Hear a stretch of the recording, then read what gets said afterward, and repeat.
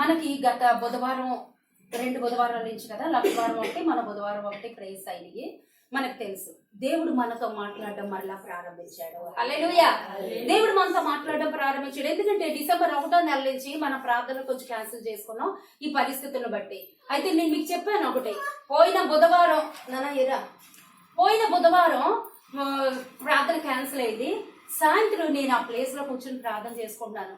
ప్రభా, మరి ప్రార్థనలు అయితే ఇంకా స్టార్ట్ అవ్వలేదు, మరి ఇంకా ఎప్పటి నుంచి స్టార్ట్ చేయాలి, ఎందుకో కొంచెం నాకు పళ్ళు నొప్పిగా ఉన్నాయి, అది చేయించుకుని హాస్పిటల్కి అదంతా అయిపోయినాక అప్పుడు స్టార్ట్ చేద్దాం అనుకున్నాను అని నేను అనుకున్నాను అని ఆలోచిస్తున్నాను. అప్పుడు దేవుడు మాట్లాడాడు, నువ్వు లేచి అర్జెంటుగా అశోక పార్క్ వెళ్ళి ప్రార్థన పెట్టు. అక్కడ ఆత్మలు, అనేక మంది ఆత్మలు చల్లారిపోయి ఉన్నారు. నువ్వు నిర్లక్ష్యం చేసావు అన్నాడు అది దేవుడు నాతో. నువ్వు నిర్లక్ష్యం చేసావో వాళ్ళని, నువ్వు నిర్లక్ష్యం చేయడం వల్ల, సిస్టర్ కొంచెం ప్లీజ్ గడబెట్టారా, అది ఎందుకంటే సౌండ్ బయటకు వెళ్తుంది అని, ఫ్లాట్ కదా భయం. నువ్వు నిర్లక్ష్యం చేస్తున్నావు ఆత్మని, వాళ్ళు అక్కడ చల్లారిపోయి ఉన్నారు. మనం ఎలా ఉన్నామో దేవుడికి తెలుసు అండి. మన పరిస్థితులు ఎలా ఉన్నాయో దేవుడికి తెలుసు, మన శోధనలు ఎలా ఉన్నాయో దేవుడికి తెలుసు, మన కళ్ళల్లో దాగినటువంటి కన్నీరు ఎలా ఉందో కూడా దేవుడికి తెలుసు. దేవుడికి చెప్పక్కర్లేదండి, కానీ చెప్పాలి. దేవుడిని అడిగి మనం పొందుకోవాలి. వెంటనే దేవుడు ఒక మాట ఇచ్చేస్తాడు, నువ్వు వెళ్ళి వాళ్ళకి ఒక మాట చెప్పు. ఆదికాండం 3వ అధ్యాయంలో ఒక మాట ఉంటుంది కదండి, సర్పంతో దేవుడు సవాల్ చేశాడు. సర్పంతో నేను సవాల్ చేశాను, నువ్వు ఏదైతే ప్రణాళికలు వారి పట్ల వేసి ఉన్నావో ఆ ప్రణాళికలని నేను తుత్తరీలుగా చేసేసానని చెప్పు, వాటిని నేను నలగగొట్టేశానని చెప్పు. ఇప్పుడు ఈ పాత కాలం అంతట్లో, ఈ పాత సంవత్సరం అంతట్లో వారు సాతాను ఏలుబడిలో ఉండొచ్చు, సాతాను యొక్క ప్రణాళికలో ఉండొచ్చు, కానీ ఏదేదైతే అక్కడికి వచ్చినటువంటి వారి పట్ల సాతాను ప్రణాళిక వేసిందో ఆ ప్రణాళికని నేను లయపరిచేశానని చెప్పు. ఇప్పుడు నేను వారి పట్ల ఒక ప్రణాళిక వేసి ఉన్నాను, నేను వారి పట్ల ఒక ఉద్దేశం కలిగి ఉన్నాను. ఈ సంవత్సరం, కొత్త సంవత్సరం వారిని నేను నడిపించబోతున్నాను అని చెప్పి దేవుడు చెప్పి ఉన్నాడు అండి. హల్లెలూయా. అందుకే ఆనాడు మనిషి కుమారుడుగా పరలోకం నుంచి భూలోకానికి దిగి వచ్చి ఉన్నాడు. అది ఆయన ప్లాన్. ఆ రోజు దేవుడు మాట్లాడింది అదే. నీ పట్ల సాతాను శోధించడానికో, నీ శరీరాన్ని శోధించడానికో, నీ యొక్క కుటుంబస్తుని శోధించడానికో, కుటుంబంలో ఉన్నటువంటి అనేక భర్త ద్వారా కావచ్చు, బిడ్డల ద్వారా కావచ్చు, లేదా మన ఆరోగ్యమే కావచ్చు, ఏదో ఒక సమస్య తీసుకొచ్చి నిన్ను శోధిస్తాను. కానీ ఇక ఆ శోధనలన్నిటి నుంచి నేను విడిపిస్తున్నాను. నేను సాతానుతో, సర్పంతో, అపవాదితో నేను సవాల్ చేశాను. నా బిడ్డను నేను విడిపిస్తాను. నా బిడ్డను నేను కొనుక్కున్నాను. ఈ బిడ్డను ముట్టుకోవడానికి వీల్లేదని నేను సవాల్ చేస్తున్నానని చెప్పు, నేను విడిపిస్తున్నానని చెప్పు. ఈ సంవత్సరాల్లో నేను వారిని నడిపించబోతున్నానని చెప్పు అని చెప్పి ఉన్నాడండి. ఆ రోజు సునీత ఇంట్లో ప్రార్థన ఆదికాండం 3వ అధ్యాయం నుంచి మనం ధ్యానించాం. దేవుడికి స్తోత్రం కలుగును. అయితే నిన్న ఆశలత గారి ఇంట్లో ప్రార్థన బుధవారం నాడు దేవుడికి ఒక మంచి సందేశాన్ని ఇచ్చాడు. దేవుడు మనం బయలుదేరుతున్నామంటేనండి ఎలా ఉంటుందో ఈ రోజు చెప్తున్నాను. మనం బయలుదేరుతున్నాం అంటే మనకన్నా ముందు దేవుడు బయలుదేరిపోతాడు. మనం ప్రిపేర్ అవుతున్నామో ప్రార్థన కంటే మనకన్నా ముందు సిద్ధపడిపోతాడు దేవుడు. ఎందుకంటే భూమి మీద ఎక్కడైతే 2-3 కూడి ప్రార్థిస్తారో వారితో దేవుడు ఉంటాడు. ఎక్కడ ప్రార్థన జరుగుతుందని చూస్తాడు, ఎక్కడ నా ప్రజలందరూ కూర్చుని నాతో మాట్లాడతారా, వారు ఎవరైతే నా కొరకు కనిపెడుతున్నారో వారితో నేను మాట్లాడాలని చెప్పి దేవుడు ఎదురు చూస్తుంటాడు. ఆ రోజున దేవుడు ఒకే ఒక్క మాట దేవుడు ఇచ్చి నాకు పంపించాడు. ఎప్పుడు కూడా ఒక్క మాట ఇస్తాడు దేవుడు. ఆ ప్రసంగం అంతా చేసేది ఎవరు తెలుసండి? పరిశుద్ధాత్ముడు. మాట సెలవిచ్చేది ఎవరు తెలుసండి? ఆకాశ మహాకాశాలు దాటి ఆ యొక్క 7వ సింహాసనం మీద కూర్చున్నటువంటి, 7వ ఆకాశముల సింహాసనం మీద కూర్చున్నటువంటి, ఎవరును సమీపింపజాలైనటువంటి తేజస్సులో అమరత్వము కలిగినటువంటి దేవాది దేవుడు ఆ సింహాసనం నుంచి విడుదలయ్యేది ఒకే ఒక్క మాట. ఆ ఒక్క మాట పట్టుకుని దేవదూత వచ్చేస్తాడండి. ఆ ఒక్క మాట పట్టుకుని దైవజనుడు వచ్చేస్తాడు. ఆ ప్రసంగించేదంతా ఎవరో తెలుసండి? పరిశుద్ధాత్ముడు. హల్లెలూయా. అందుకే మనం పరిశుద్ధంగా ఉండి ఆయనకి మన జీవితాన్ని అప్పగించుకుంటే, ఆయనకి మన నోరు అప్పగించుకుంటే దేవుడు మనతో మాట్లాడతాడు. అయితే నిన్న నేను ఆశలత గారి ఇంటికి వెళ్తున్నప్పుడు దేవుడు నాతో మాట్లాడాడు. అక్కడ లేయ గురించి చెప్పాడు, యాకోబు గురించి చెప్పాడు. యాకోబు 21 సంవత్సరాలు కొలువు చేశాడు తన మామగారికి. ఎందుకు కొలువు చేశాడు? ఎందుకు బానిసగా బతుకుతున్నాడు? ఎందుకు తన మామగారికి లోబడి బ్రతుకుతున్నాడు అంటే తన భార్యని ప్రేమించాడు, తన రాహేలుని ప్రేమించాడు. తన రాహేలును ప్రేమించి ఆ వ్యక్తి ఏం చేస్తున్నాడో తెలుసండి? 21 సంవత్సరాలు కొలువు చేశాడండి. 21 సంవత్సరాలు కొలువు చేసి వచ్చిన తర్వాత ఆయన ఎలా మనకు అదంతా చదివేసుకున్నాం, చెప్పేసుకున్నాం. 21 సంవత్సరాలు కష్టపడి సంపాదించింది ఏంటో తెలుసండి? 2 భార్యల్ని 10 మంది బిడ్డలే. అయితే ఆ యొక్క పెద్ద భార్య మోసగించి తన మామగారు చేసేస్తాడు. అది 30 సార్లు మనం వినేసాం. ఆ పెద్ద భార్య జబ్బు కలది, లేయ, రాహేలుకి అక్క. ఆ లేయ జబ్బు కళ్ళది, ఒక బలహీనతతో ఉంది, ఒక వ్యాధితో ఉంది. అయితే తన భర్త ఆమెను ప్రేమించడా, నా భర్త నన్ను ప్రేమిస్తాడేమో అని ఎదురు చూసింది, మోసగించబడి పెళ్లి చేసుకుంది. అది మనందరికీ తెలుసు. అంటే చిన్న భార్య కొరకు, చిన్న కూతురు కొరకు కొలువు చేస్తాడు 7 సంవత్సరాలు. అంటే మీకు తెలియదు కదా చెప్తున్నా. ఆ యొక్క తన ప్రేమించినటువంటి వ్యక్తి కొరకు 27 సంవత్సరాలు బానిసగా బ్రతికి ఆ యొక్క గొర్రెలు మేపి, ఆ పొలంలో గొర్రెలు మేపి పంటను కాపాడుకుని, అంటే ఒక పాలేరు పని అనమాట చేస్తే ఆయన ఏం చేస్తాడో తెలుసా అండి? పెళ్లి చేసే రోజు రాత్రి చిన్న కూతురినిచ్చి పెళ్లి చేస్తానని మాట ఇచ్చి పెద్ద కూతురినిచ్చి చేసేస్తాడు. పెద్ద కూతురికి పెళ్లి అవ్వదు. కారణం ఏంటో, ఆమె అనారోగ్యంతో ఉంది, బలహీనతతో ఉంది, జబ్బు కళ్ళ కలిగింది. ఆమెను ఎవరు ప్రేమించట్లేదు, ఆమెను ఎవరు ఆదరించట్లేదు, ఆమె వైపు ఏ మగాడు చూడట్లేదు, ఆమె ఎవరు మనసుని దోచుకోవట్లేదు, ఎవరు మనసుని గెలుచుకోవట్లేదు, ఆమెను పెళ్లి చేసుకోవడానికి ఎవరు రావటం లేదు. అందుకని తండ్రి ఏం చేస్తాడు తెలుసా? మోసం చేసి పెళ్లి చేసేస్తాడు. చిన్న కూతుర్ని పెళ్లి చేస్తానని చెప్పి మనకు వేలేస్తారు కదండి క్రైస్తవులకి, అలా వేలేసేసి పెద్ద కూతుర్ని ఇచ్చి పంపించేస్తాడు ఆ రాత్రి కాల సమయంలో. రాత్రి ఆ చీకట్లో అప్పట్లో లైట్లు లేవు కదా, అంతా అయిపోయినాక తెల్లారి చూస్తాడు, ఆశ్చర్యపోతాడు యాకోబు. అయ్యో ఇదేంటి, నేను ఆ చిన్నమ్మాయిని కదా ప్రేమించాను, ఆ అమ్మాయి కోసం కదా 7 సంవత్సరాలు కొలువు చేశాను, నువ్వెందుకు ఇలా చేశావు అని మామగారిని అడిగితే, మరి పెద్ద కూతురికి పెళ్లి అవ్వకుండా నేను చిన్న కూతురికి చేయలేను కదా, నువ్వు ఇంకా చిన్న కూతురిని ప్రేమించినట్లయితే ఇంకొక 7 సంవత్సరాలు కొలువు చేయి, ఇంకొక 7 సంవత్సరాలు కొలువు చేస్తే అప్పుడు ఆ అమ్మాయిని కూడా నీకే ఇస్తాను అంటాడు. అయితే ఇతను మోసపోయాడా లేదా? మోసపోయాడు. పెళ్లి చేసుకున్నాక తప్పదు. సరే, ఈమెను ఎవరన్నా ప్రేమిస్తున్నారా? ఎవరు ప్రేమించట్లేదు. పెళ్లి చేసుకున్నాడు, కాపురం చేస్తున్నాడు, ఎవరైనా ప్రేమించాడా? ప్రేమించట్లేదు. కేవలం తన ఏదో అవసరానికి మాత్రమే వెళ్తున్నాడు, ప్రేమను పొందుకోలేదు. అతని ప్రేమను కానీ, అతని జాలిని కానీ, అతని మనసును కానీ గెలుచుకోలేదు. అయితే అది దేవుడు చూసేశాడండి. మన హృదయ స్థితిని దేవుడు చూస్తాడు, మన హృదయంలో ఏమున్నదో దేవుడు చూసేస్తాడు. ఆ రాహేలుని ఎక్కువ ప్రేమిస్తున్నాడు. ఇంకొక 7 సంవత్సరాలు అయిపోయిందండి. ఆ 7 సంవత్సరాలపై చిన్నదాన్ని పెళ్లి చేసుకున్నాడు. అతని మనసంతా ఆమెతోనే ఉంది, అతని కాలం గడపటం అంతా రెండో భార్యతోనే ఉంది. అతని మనసు, అతని ప్రేమ, అతని ఆకర్షణ మొత్తం రెండో భార్య మీదే ఉంది, చిన్న భార్య మీద. పెద్ద భార్య పరిస్థితి ఎలా ఉంటుంది? కృంగిపోతుందండి, రోజు రోజుకి చాలా నలిగిపోతుంది, విసిగిపోయి వేసారిపోతుంది. అది దేవుడు చూశాడు. ఆమె ఆడబిడ్డ దేవుడు చూశాడు. చిన్న భార్యకి గర్భాన్ని మూసేశాడండి దేవుడు. హల్లెలూయా! గర్భాన్ని మూసేశాడు. ఆమె గొడ్రాలుగా ఉంది, ఈమె కన్నీరుని జ్ఞాపకం చేసుకుని ఈమె గర్భాన్ని తెరిచేశాడు దేవుడు. బిడ్డలు పుట్టడం ప్రారంభించాడు. మొదట బిడ్డ పుట్టాడు, రూబేను అని పేరు పెట్టండి. ఓ నేను నా భర్తని తండ్రిని చేశాను, ఈ లోకంలో తండ్రిగా నా భర్తకి ఒక గుర్తింపునిచ్చాను, ఈ రోజు నా భర్త నన్ను ప్రేమిస్తాడు, నేను బిడ్డను కన్నాను కాబట్టి అని ఆ బిడ్డకి రూబేని అని పెట్టింది. ఎందుకని రూబేని అని పెట్టిందంటే, నా భర్త నన్ను ప్రేమిస్తాడు అనుకుని పెట్టిందంటండి. ప్రేమించింది, భర్త ప్రేమ పొందుకోలేదు. మళ్ళీ రెండోసారి గర్భం ధరించిందంటే మళ్ళీ షిమ్యోని కంటది. షిమ్యోని కని ఇక్కడి నుంచి నా భర్త నన్ను హత్తుకుంటాడు. తన ధ్యాస, తన ఆశ, తన మొత్తం ఎటువైపు ఉందండి? తన భర్త మీద ఉంది. తన వాంఛ దేని కొరకు కనబడుతుంది? నా భర్త నన్ను ప్రేమించాలి, నా భర్త ప్రేమ కావాలి, ఎవరికైనా కావాలి కాదా? అవునా? నా భర్త ప్రేమ నాకు కావాలి, నా భర్త నాతో సంసారం చేయాలి. ఏదో సంసారం చేస్తున్నాడు కానీ తన అవసరం కోసం చేస్తున్నాడు, అలా కాదు. నన్ను ప్రేమతో ప్రేమించి నా దగ్గర ఉండాలి, నన్ను హత్తుకోవాలనుకుంది. రెండో బిడ్డ పుట్టినా ప్రేమించాలి. మూడో బిడ్డనే కనింది. మూడో బిడ్డను కని అతనికి కూడా ఒక పేరు పెడుతుంది. పేరు పెట్టి ఇప్పుడైనా నా భర్త నన్ను హత్తుకుంటాడు అనుకుంది. ఆమెను ప్రేమించలేదండి. ఇతని మనసు, ఇతని ధ్యాస, ఇతని ఆశ, ఇతని సమయం గడపటం అంతా ఎక్కడో తెలుసా అండి? రెండవ భార్యతోనే ఉంది. 3 బిడ్డల్ని కనింది, చూసి ఇతను నా భర్త మారడు, నా భర్త ప్రేమని పొందుకోలేకపోతున్నాను, నా భర్త మనసులో స్థానాన్ని సంపాదించలేదు అని మనసు విరిగిపోయిందండి. 4వసారి బిడ్డను కంటది. 4వసారి బిడ్డను కానీ, ప్రభా నా భర్త నన్ను ప్రేమించిపోయినా పర్లేదు, నేను నా భర్త కొరకు ఇక నేను ప్రాకులాడినా, నేను ఎంతో ప్రాకులాడాను ప్రభా, నాకు బలం ఉన్నంత వరకు, నా వయసు ఉన్నంత వరకు నా భర్త ప్రేమ సంపాదించుకోవడం చాలా కష్టపడ్డాను, కానీ నా భర్త నన్ను ప్రేమించట్లేదని తెలిసింది. ఇప్పుడు నా భర్త ప్రేమించకపోయినా పర్లేదు ప్రభా, యెహోవాను స్తుతించెదను అని అనుకుని ఆ బిడ్డకి యోధా అని పేరు పెట్టిందండి. హల్లెలూయా! ఈసారి నా భర్త ప్రేమిస్తాడు, నా భర్త నన్ను హత్తుకుంటాడు, నా భర్త నాతో ఉంటాడు అని పిల్లలకు పేరు పెట్టడం మానేసింది. ఈసారి ఎవరి మీద ఆధారపడింది? దేవుడి మీద ఆధారపడిందండి. దేవుడికి స్తోత్రం కలుగును గాక.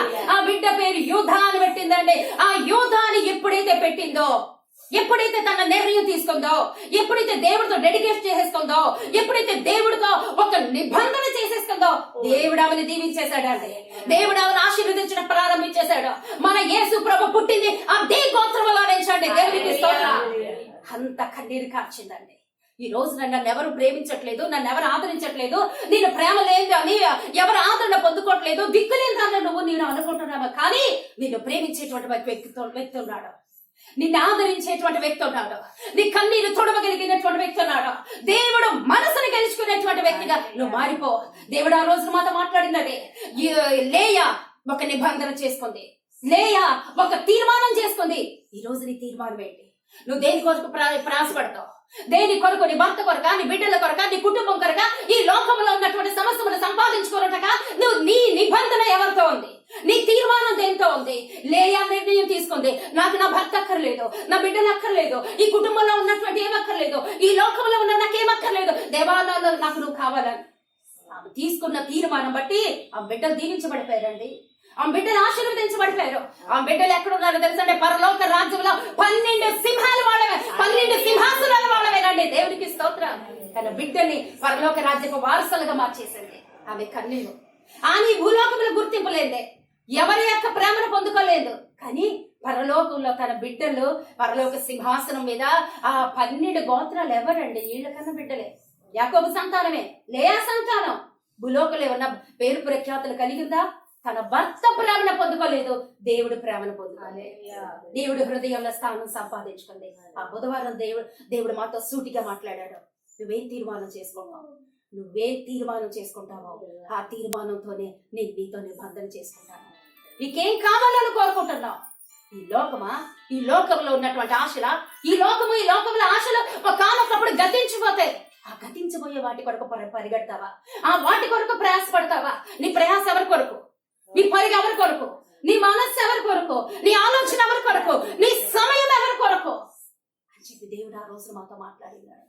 నేనైతే తీర్మానం చేసుకున్నా, చావైన బ్రతికే నీవే తండ్రి, నాకు నువ్వు కావాలి. నువ్వు నన్ను ఎన్నుకున్నావు, నన్ను ఏర్పాటు చేసుకున్నావు, నాకు బాధ్యత ఇచ్చావు, నాకు పరిచర్య ఇచ్చావు. నా పరిచర్య నా దాహం అంటే హల్లెలూయా. నా పరిచర్య కొరకే నేను జీవిస్తాను ప్రభా. నా భర్త కాదు, నా బిడ్డలు కాదు, నా కుటుంబం కాదు, నాకు ఇంక ఏటి మీద దేని మీద లేదండి. నా బాధ్యత పరిచర్య. ఆ పరిచర్యను తొదముట్టించాలి. అందుకే నేను ఈ రోజున ప్రయాసపడుతున్నాను. హల్లెలూయా. అయితే ఈ రోజు వాక్యంలోకి మనం వెళ్ళిపోతాం. చూడండి, ఆదికాండం 32వ వచనం ఒక్క వచనం నేను చదువుతాను. చూడండి, యాకోబు తన త్రోవను వెళ్ళుచుండగా దేవదూతలు అతనిని ఎదుర్కొనిరి. యాకోబు వారిని చూచి ఇది దేవుని సేన అని చెప్పి ఆ చోటుకి మహనయీము అని పేరు పెట్టాను. హల్లెలూయా. ఎక్కడి నుంచి వస్తున్నాడు యాకోబు? తన మామగారు అయినటువంటి ఆ లాభాలు దగ్గర నుంచి వస్తున్నాడు. ఏం సంపాదించుకుని వస్తున్నాడు? 2 భార్యలు సంపాదించుకున్నాడు, ఈ బిడ్డలు 10 మంది బిడ్డల్ని సంపాదించుకున్నాడు, అనేకమైనటువంటి ఆస్తి ఐశ్వర్యాన్ని సంపాదించుకున్నాడు. కానీ అక్కడ ఉండిపోవటం దేవుడు చిత్తం కాదు. దేవుడు ఆ రోజున ఒకనొక రోజున ఆ యొక్క ఎన్నో అధ్యాయం 28వ అధ్యాయంలో తీయొద్దులండి. 28వ అధ్యాయంలో యాకోబుతో దేవుడు మాట్లాడాడు. తన తండ్రిని మోసగించి పారిపోతూ ఉన్నప్పుడు ఆ యొక్క తన తల్లి ఇచ్చినటువంటి ఆహారం భుజించేసి ఆ రాత్రిని తీసి తల కింద పెట్టుకుని పడుకుంటే రాత్రి దేవుడు మాట్లాడాడు. ఆ రాత్రి దేవుడు మాట్లాడి, యాకోబు నేను నీతో నిశ్చయముగా ఉన్నాను, నువ్వు వెళ్ళే ప్రతి ప్రదేశంలో ఉంటాను, నిన్ను మరలా తిరిగి తీసుకొస్తాను. హల్లెలూయా. దేవుడు ఇచ్చినటువంటి సందేశం ఏంటో తెలుసండి? నిన్ను మరలా తిరిగి ఇదే స్థలానికి తీసుకొస్తాను. అది దేవుడి నిర్ణయం, అది దేవుడి చిత్తం. అందుకనే యాకోబు బయలుదేరిపోయాడు. అర్థమైపోయింది. కొంతకాలం మనం సంపాదించుకుంటామని, కొంతకాలం మనం సంతోషంగానే ఉంటాం. దేవుడి చిత్తాన్ని ఎప్పుడైతే నిర్లక్ష్యం చేస్తామో అక్కడే దెబ్బలు స్టార్ట్ అయిపోతాయి. మనకి అక్కడే దెబ్బలు స్టార్ట్ అయిపోతాయి. అది పర్మనెంట్ ప్లేస్ కాదు. దేవుడు ఎన్నుకోలేదు. దేవుడు లాభాన్ దగ్గరికి పర్మనెంట్ గా ఉంచడానికి పంపలేడు. ఆ గొర్రెల కాపరిగా ఉంచడానికి లాభాన్ దగ్గర యాకోబు ఉండిపోవడానికి దేవుడు అంగీకరించలేదు. దేవుడు యాకోబు పట్ల ప్రణాళిక వేసి ఉంచినాడు. దేవుడు యాకోబు పట్ల ప్రణాళిక వేసి ఉంచినాడు. రావాలి ఆ స్థలానికి. ఎందుకు రావాలి? నిబంధన చేశాడు. యాకోబు నిబంధన చేశాడు. దేవా, ఈ స్థలం ఏంటో తెలుసా? బేతేలు, దేవుని మందిరం. అక్కడ మందిరం కట్టాలి. అది యాకోబు పట్ల ఉన్నటువంటి నిబంధన. అక్కడ కూర్చుండిపోతానే కాదు, నాకు ఆస్తి సంపాదించేసుకున్నాను, భార్యని సంపాదించేసుకున్నాను, బిడ్డని సంపాదించేసుకున్నాను, నా సంపాదన బాగుంది, నా ఆస్తి బాగుంది అని అనుకుని పర్మనెంట్ ఉండిపోవడానికి దేవుడు అంగీకరించలేదని కొంతకాలం పరిరక్షించాడు, కొంతకాలం దీవించాడు, దేవుడు ఆశీర్వదించాడు. టైం అయిపోయింది, రా బయటకు అన్నాడు. రావటం లేదు. అందుకే తన మామగారు ద్వారా శోధించబడటం ప్రారంభమైపోయింది. హల్లెలూయా. ఎప్పుడైతే మనం దేవుడి మాటని నిర్లక్ష్యం చేస్తామో, దేవుడి చిత్తానికి వ్యతిరేకంగా ఉంటామో, సమస్యలు స్టార్ట్ అయిపోతాయి. ఆ సమస్యలు ఎందుకు వస్తున్నాయో తెలియదు, ఎందుకో ఎలాగ శోధించబడుతున్నామో తెలియదు. ఒక ఉంటది, ఏదో ఒక మన దోషం ఉంటదండి. ఆ దోషాన్ని ఎప్పుడైతే మనం తెలుసుకుని సరి చేసుకుంటామో క్షమించే దేవుడు అండి మన దేవుడు. హల్లెలూయా. అయితే యాకోబు బయలుదేరిపోయాడు. యాకోబు బయలుదేరిపోయి తన ఇద్దరు భార్యలు తీసుకుని వస్తున్నాడు అండి. యాకోబు బయలుదేరిపోయి తన ఇద్దరు భార్యని, తను సంపాదించిన ఆస్తిని, ఐశ్వర్యాన్ని, ఆ ఉన్నటువంటి పని వారిని, బిడ్డలు అందరినీ తీసుకుని వస్తుంటే దేవుడు ఏం చేస్తున్నాడు? అదే ఇందాక చెప్పాను. దేవుడు మన పట్ల ఏం కార్యం చేయబోతున్నాడో, దేవుడు మనకి ఎలాంటి ప్రొటెక్షన్ ఇవ్వబోతున్నాడో చూడండి. మొదట వచ్చిన యాకోబు తన త్రోవను వెళ్ళి చూడగా దేవదూతలు అతనిని ఎదుర్కొనిరి. యాకోబు వారిని చూచి ఇది దేవుని సేన అని చెప్పి ఆ చోటికి మహనయీము అని పేరు పెట్టానండి. మహనయీము అంటే ఏంటి తెలుసా అండి? 2 సేన. యాకోబు బయలుదేరాడు. యాకోబుతో ఎవరు బయలుదేరారు? యాకోబుతో ఎవరు బయలుదేరారు? దేవదూతలు బయలుదేరిపోయారు. ఎందుకని? వీళ్ళు బయలుదేరుతుంటే దేవదూతలు బయలుదేరిపోతున్నారు. దేవుడి చిత్తాన్ని నెరవేరుస్తారు. తిరిగి రావటం దేవుడి చిత్తం. అందుకే ఈ రోజు నువ్వు దేవుడి సన్నిధికి వస్తుంటే నీతో దేవదూతలు ఉన్నారని జ్ఞాపకం చేసుకో. చెప్పబడి దేవుడి మనల్ని సరి చేస్తున్నాడు దేవుడు. మనతో ఉన్నాడు దేవుడు. నువ్వు అనుకుంటున్నా నేను ఒక్కదాన్నే ఉన్నానని కాదు. నీ వెనకాల నీ కంటికి కనిపించినటువంటి దేవదూతల సైన్య సమూహము ఆవరించి ఉన్నదండి. ఆ రోజున యాకోబు చూసి అనుకున్నాడు, ఆ దేవదూతల సమూహాన్ని చూసి అనుకున్నాడు, ఇది మహానయీమో, ఇది దేవదూతల సైన్యమో, దేవదూతలు దిగి వచ్చేసినాయండి. యాకోబు వస్తున్నప్పుడు, యాకోబు తన తప్పు తెలుసుకొని తిరిగి వస్తున్నప్పుడు, యాకోబు మరలా తన దేశానికి వస్తున్నప్పుడు, దేవుడు చిత్తాన్ని నెరవేర్చడానికి సిద్ధపడిపోయేసరికి దేవదూతలు వచ్చేసినాయి అండి. సాయం చేయడానికి దేవదూతలు వచ్చేసినాయి. ఓకే, అంతవరకు బానే ఉంది. బయలుదేరిపోయి వస్తున్నాడు. ఆ వస్తూ ఉండగా ఒక సమాచారం వచ్చేసింది. దూరం నుంచి తన తండ్రి ఇంటి దగ్గరికి వచ్చేస్తున్నాడు.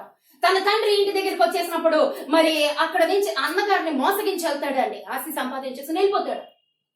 ఆ జ్యేష్ఠత్వాన్ని సంపాదించేసుకుని వెళ్ళిపోతాడు. అందుకని అన్నయ్య పగబడతాడు అనమాట. ఆ పగబట్టి ఇతన్ని చంపాలనుకుంటాడు. ఇతను ఎప్పుడైతే ఊర్లోకి ఎంటర్ అవుతున్నాడు, ఇతను ఎప్పుడైతే మరలా ఊర్లోకి వచ్చేస్తున్నాడని తెలుసుకున్నాడో పగబట్టున్నాడండి అన్నయ్య. 400 మంది సైన్యం తీసుకుని వస్తున్నాడు. 400 మంది యుద్ధం చేసి తన వస్తున్నటువంటి తన తమ్ముడిని, తన భార్యని, బిడ్డని, తన ఆస్తిని, ఐశ్వర్యం మొత్తం సర్వనాశనం చేసేటానికి 400 మంది సైన్యంతో వస్తున్నాడు అండి. ఖచ్చితంగా చంపేయడానికి వస్తున్నాడు. యుద్ధానికి వస్తున్నాడు. శత్రువుగా మారిపోయాడు అన్నయ్య. ఎందుకంటే 21 సంవత్సరాల క్రితము పోరాటం చేశాడు. నేనే యాకోబుని బతకనివ్వను అన్నాడు. ఎవరు? తన సొంత అన్నయ్య. ఎందుకంటే అన్నయ్యని మోసం చేశాడు అనమాట. ఆ పగ పెట్టేసుకున్నాడు. అది తెలిసిపోయింది. కబురు వచ్చేసింది, నీ అన్నయ్య 400 మంది సైన్యం తీసుకుని వస్తున్నాడు నిన్ను చంపేయటానికి కబురు వచ్చింది. ఆ రాత్రి ఏడుస్తున్నాడు. తను ఎంతో ప్రేమించినటువంటి భార్యల్ని పంపించేశాడండి. ఆ భార్యని సంపాదించుకోవటానికి, ఆ బిడ్డల్ని సంపాదించుకోవటానికి, ఆ ఆస్తిని సంపాదించుకోవటానికి 21 సంవత్సరాలు కష్టపడ్డాడండి. 21 సంవత్సరాలు కష్టపడి సంపాదించిన ఆస్తి ఆ చివరికి ఏమైపోయింది తెలుసండి? అతన్ని కాపాడదియా? తన భార్యలు ఆయన్ని కాపాడదియా? ఆ సమస్య నుంచి తన యొక్క బిడ్డలు కాపాడగలిగారా? తనకున్నటువంటి ఆస్తి తనని కాపాడు. ఈ రోజున మనల్ని కాపాడేది ఏంటో తెలుసండి? మన ఆస్తి కాదు, మన అందం కాదు, మన బలం కాదు, మన డబ్బు కాదు, మన హోదా కాదు, మన ఇసకేసే రాలన్నటువంటి జనాంగము, మన బంధువర్గము కాదండి. ఈ రోజున మనల్ని రక్షించేది ఏంటో తెలుసా? దేవుడు. దేవుడు ఒక్కడు చాలండి. మొత్తం ఎంత కష్టపడి వాళ్ళ కోసం ఎంత కష్టపడి సంపాదించాడో, రాత్రి అనక పగలనక సంపాదించి, రాత్రి ఆ చలిలో మంచులో తడుస్తూ, ఆ ఎండకు ఎండుతూ, వర్షంలో తడుస్తూ భయంకరంగా మరి కష్టపడి సంపాదించింది మొత్తం వదిలేశాడండి. ఏ కర్రతో అయితే ప్రవ్వా ఈ రేవు దాటానో 21 సంవత్సరాల క్రితం అదే రేవు దాటాడండి. ఎబోగు రేవు. ఈ రోజు మరలా కర్రతోనే మిగిలిపోయాను. నాకు ఇంకేం వద్దు ప్రభు, నా భార్యలొద్దు, నా బిడ్డలొద్దు, వాళ్ళందరినీ పంపించేశాడు. సిద్ధపడిపోతున్నాడు. అన్ని ఆస్తి మొత్తం అందరినీ ఆ రేవు దాటించి పంపించేశాడు. ఆ రేవు వెనకాల ఒంటరిగా మిగిలిపోయాడని. ఒక్కొక్కసారి మంచి యుద్ధం అదే ఎదురవుతాయి.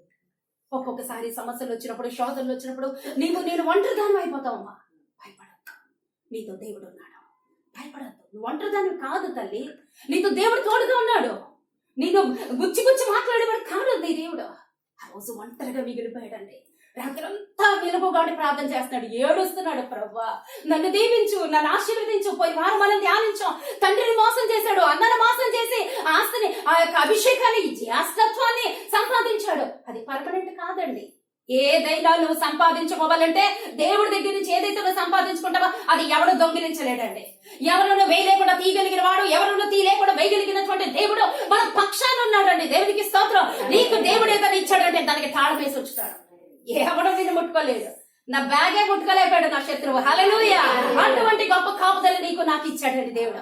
అదే చెప్తున్నాడు, నీ పక్షాన నువ్వు ప్రార్థనకి నేను బయలుదేరి వస్తున్నాను అంటే నీ పక్షాన దేవదూతలు ఉంటారు, నీతో పాటు బయలుదేరిపోతున్నారు. ఈ బిడ్డ నా చిత్తాన్ని నెరవేర్చడానికి వెళ్తుంది, నా బిడ్డలు నా మాట వినటానికి వెళ్తుంది. ఈ బిడ్డకి ఎటువంటి కాపుదల, ఎటువంటి ఆటంకం రాకూడదని ఆ ఆటంకాలన్నీ ఆపేస్తున్నారండి. హల్లెలూయా. అది దేవుడి సేన చేసేటువంటి పని, దేవుడి సైన్యం చేసేటువంటి పని. ఓకే, ఎబ్బోకి రేవు దగ్గరకు వస్తాడు. ఎబ్బోకి రేవు దగ్గర ఒంటరిగా మిగిలిపోయాడు. భార్యని, బిడ్డని, ఆస్తిని అందరినీ వదిలేశాడు. పని వాడు అందరూ వదిలేసి ఒంటరిగా మిగిలి రాత్రంతా ప్రార్థన చేశాడు. మనకు తెలుసు, రాత్రంతా సిద్ధపడుతున్నాడు, రాత్రంతా ప్రార్థన చేస్తాడు. తెల్లవారిపోతుంది. ఆ తెల్లవారే టైంలో దేవుడు వచ్చాడు. ఈ వాక్యం అనేది తెలుసు. తెల్లవారిపోతుంది అనగా దేవుడు వచ్చాడు. దేవుడు వచ్చి ఒకే ఒక ప్రశ్న వేశాడు. ఒకే ఒక ప్రశ్న. ఎక్కువ మాట్లాడండి దేవుడు ఎప్పుడు కూడా, మీరు ధ్యానించండి, ఎక్కువగా మాట్లాడు దేవుడు. ఒకే ఒక మాట, ఆ ఒక్క మాట, నీ పేరేంటి అన్నాడు. తెలీదా దేవుడికి? అతని పేరేంటో తెలీదా? తెలుసు. ఎందుకు పేరు అడిగాడు? ఎందుకు పేరు అడిగాడు అంటే అదే పేరు తన తండ్రి ఒకప్పుడు అడిగాడండి. నిన్ను దీవించడానికి తన తండ్రి గుడ్డివాడైపోతాడు. దీవించు అని చెప్పి అంటే నీ పేరేంటి అంటే అబద్ధం చెప్తాడండి. తన అన్నయ్య పేరు చెప్తాడు, ఏశావుని అంటాడు. అది దేవుడు చూసేసాడు. అది దేవుడు చూసేశాడు. ఆశీర్వాదానికి ఆటంకం అయిపోయింది, దీవెనకు ఆటంకం అయిపోయింది. 21 సంవత్సరాల క్రితం ఆడినటువంటి అబద్ధం, ఆడినటువంటి దొంగతనం, అంటే దొంగతనం చేసి సంపాదించినటువంటి ఆ జాస్త్రత్వం దేవుడు చూశాడు. మనం ఏదైనా పొరపాటు చేసినా, తప్పు చేసినా దేవుడి దగ్గర ఒప్పుకోవాలి. అది దేవుడు చూస్తాడు. నిలబడిపోతే 21 సంవత్సరాలైందండి అబద్ధమాడి. దేవుడు మర్చిపోలేదు. అడిగాడు, ఏంటి నీ పేరేంటి అంటే, ప్రభువా నా పేరు యాకోబు ప్రభువా. ఒప్పేసుకుంటున్నాడు. ఆ మాట తండ్రి దగ్గర ఒప్పుకోలేదండి. అక్కడ తండ్రి దగ్గర ఏశావుని అని చెప్పి అబద్ధం ఆడేసి జ్యేష్ఠత్వాన్ని, ఆశీర్వాదాన్ని పొందేసుకున్నాడు. ఇక్కడ ఒప్పేసుకున్నాడు. దేవుడి దగ్గర కుదరవు. దేవుడికి అన్ని తెలుసు. దేవుడు అడగగానే పశ్చాత్తాప హృదయం వస్తుంది. కన్నీటితో అడుగుతున్నాడు, ప్రభా నేను తప్పు చేశాను ప్రభా, నేను మోసగాడినే, నేను నా అన్నని మోసగించాను, నా తండ్రిని మోసగించాను, నా మామగారిని మోసగించాను. అక్కడ ఆ గొర్రె పిల్లని సంపాదించేటప్పుడు కూడా మామగారిని మోసగిస్తాడండి. అందుకే పాప అతను మోసపోయాడు. భార్య దగ్గర 3 సార్లు మోసగిస్తాడు, 3-4 సార్లు. అందుకే మోసగి అంటే తనలో ఉన్న ఒకే ఒక పాపం తనని ఏలుబడి చేసింది ఇంతకాలం. అలా మోసగాడిగా ఉండిపోతుంది. దేవుడి చిత్తం కాదు. మనలో ప్రతి ఒక్కళ్ళు ఏదో ఒక బలహీనత ఉంటుందండి. దాంతోనే నేను దీవిస్తాను, దానిలోనే నిందించుతాను, దానిలో ఉంచే నువ్వు అలా ఉండు, నేను ఆశీర్వదించేస్తాను, నేను నీకు దీర్ఘాయుష్ని ఇచ్చేస్తాను, నీకు బలం ఈ అన్నాడండి. ముందు నువ్వు అది ఒప్పుకో, ఆ దుప్పుకి నాకు విడిచిపెట్టు, అప్పుడు నేను నిన్ను దీవిస్తాను అన్నాడు. యాకోబు ఒప్పుకున్నాడు, ప్రభా నేను మోసగాడైన ప్రభా, నేను నా తండ్రిని మోసగించాను, నా యొక్క అన్నయ్యని మోసగించాను, నా యొక్క బంధువుని మోసగించాను, నా మామగారిని మోసగించాను, నేను ఇప్పటి వరకు మోసం చేసి సంపాదించాను ఆశంతా అని ఒప్పుకోవటం ప్రారంభించాడు. ఎప్పుడైతే ఒప్పుకున్నాడో దేవుడు క్షమించాడు. కానీ దీవించలేదు. ఇంకా కావాలి ప్రార్థన, ఇంకా మొరపెడుతున్నాడు, ప్రభా నన్ను దీవించు అంటే తెల్లవారిపోతుంది, నన్ను వదిలే అన్నాడు దేవుడు. లేదు ప్రభా నువ్వు దీవించకపోతే నేను వదలను. డైరెక్ట్ గా ఆ రోజుల్లో దేవుడు డైరెక్ట్ గా వచ్చి మాట్లాడేవారండి. అయితే ఆయన కాళ్ళు పట్టుకుని నన్ను ఆశీర్వదించితే నేను వదలను అనేసి అంటే ఒకటి కొడతాడు దేవుడు తొంటి మీద. అంటే ఇతను కరెక్ట్ గా ఉన్నాడా లేదని కొన్ని సార్లు మనం నిజంగానే ఉపవాసం చేస్తాం, నిజంగానే మనం ప్రార్థన చేస్తాం, నిజంగానే బలంగా ఉంటాం. ఆ బలం ఎంతవరకు, ఆ విశ్వాసం ఎంతవరకు? శోధన వస్తే పోతుందా? శోధన వస్తే తప్పిపోతావా అని కొన్ని సార్లు సమస్యలు వస్తాయండి. కొన్ని సార్లు శోధించబడుతుంటాం. మనం కరెక్ట్ గానే ఉంటాం, కానీ కొన్ని సార్లు శోధించబడతాం. అదే ఆ రోజున కొడితే ఆ కాలు ఇరిగిపోయిందంటండి, ఆ తుంటి నరం జారిపోయిందంట. ఆ తుంటి జారిపోయింది, కాలు జారిపోయి ఆ తుంటి నరం తెగిపోతే ఆ తెగిపోయినా, ఆ కాలు ఇరిగిపోయినా, నేను కుంటోనే అయిపోయినా పర్లేదు ప్రభా, వెళ్ళిపోవద్దు, నన్ను దీవించుకుంటూ వెళ్ళొద్దు, నన్ను ఆశీర్వదించుకుంటూ వెళ్ళొద్దు, నువ్వు వెళ్ళిపోతే నా అన్నయ్య చంపేస్తాడు. ఇప్పుడు నువ్వు వెళ్ళిపోతే 400 మంది సైన్యాన్ని తీసుకుని వచ్చేస్తున్నాడు, ఇప్పుడు నన్ను చంపేస్తాడు, నన్ను మరణం నుంచి తప్పించాలి ప్రాధేయపడుతుంటే అప్పుడు దీవించాడండి దేవుడు. అప్పుడు యాకోబుని దీవించాడు. యాకోబు ఇప్పుడు నీలో పరిపక్వత వచ్చింది. హల్లెలూయా.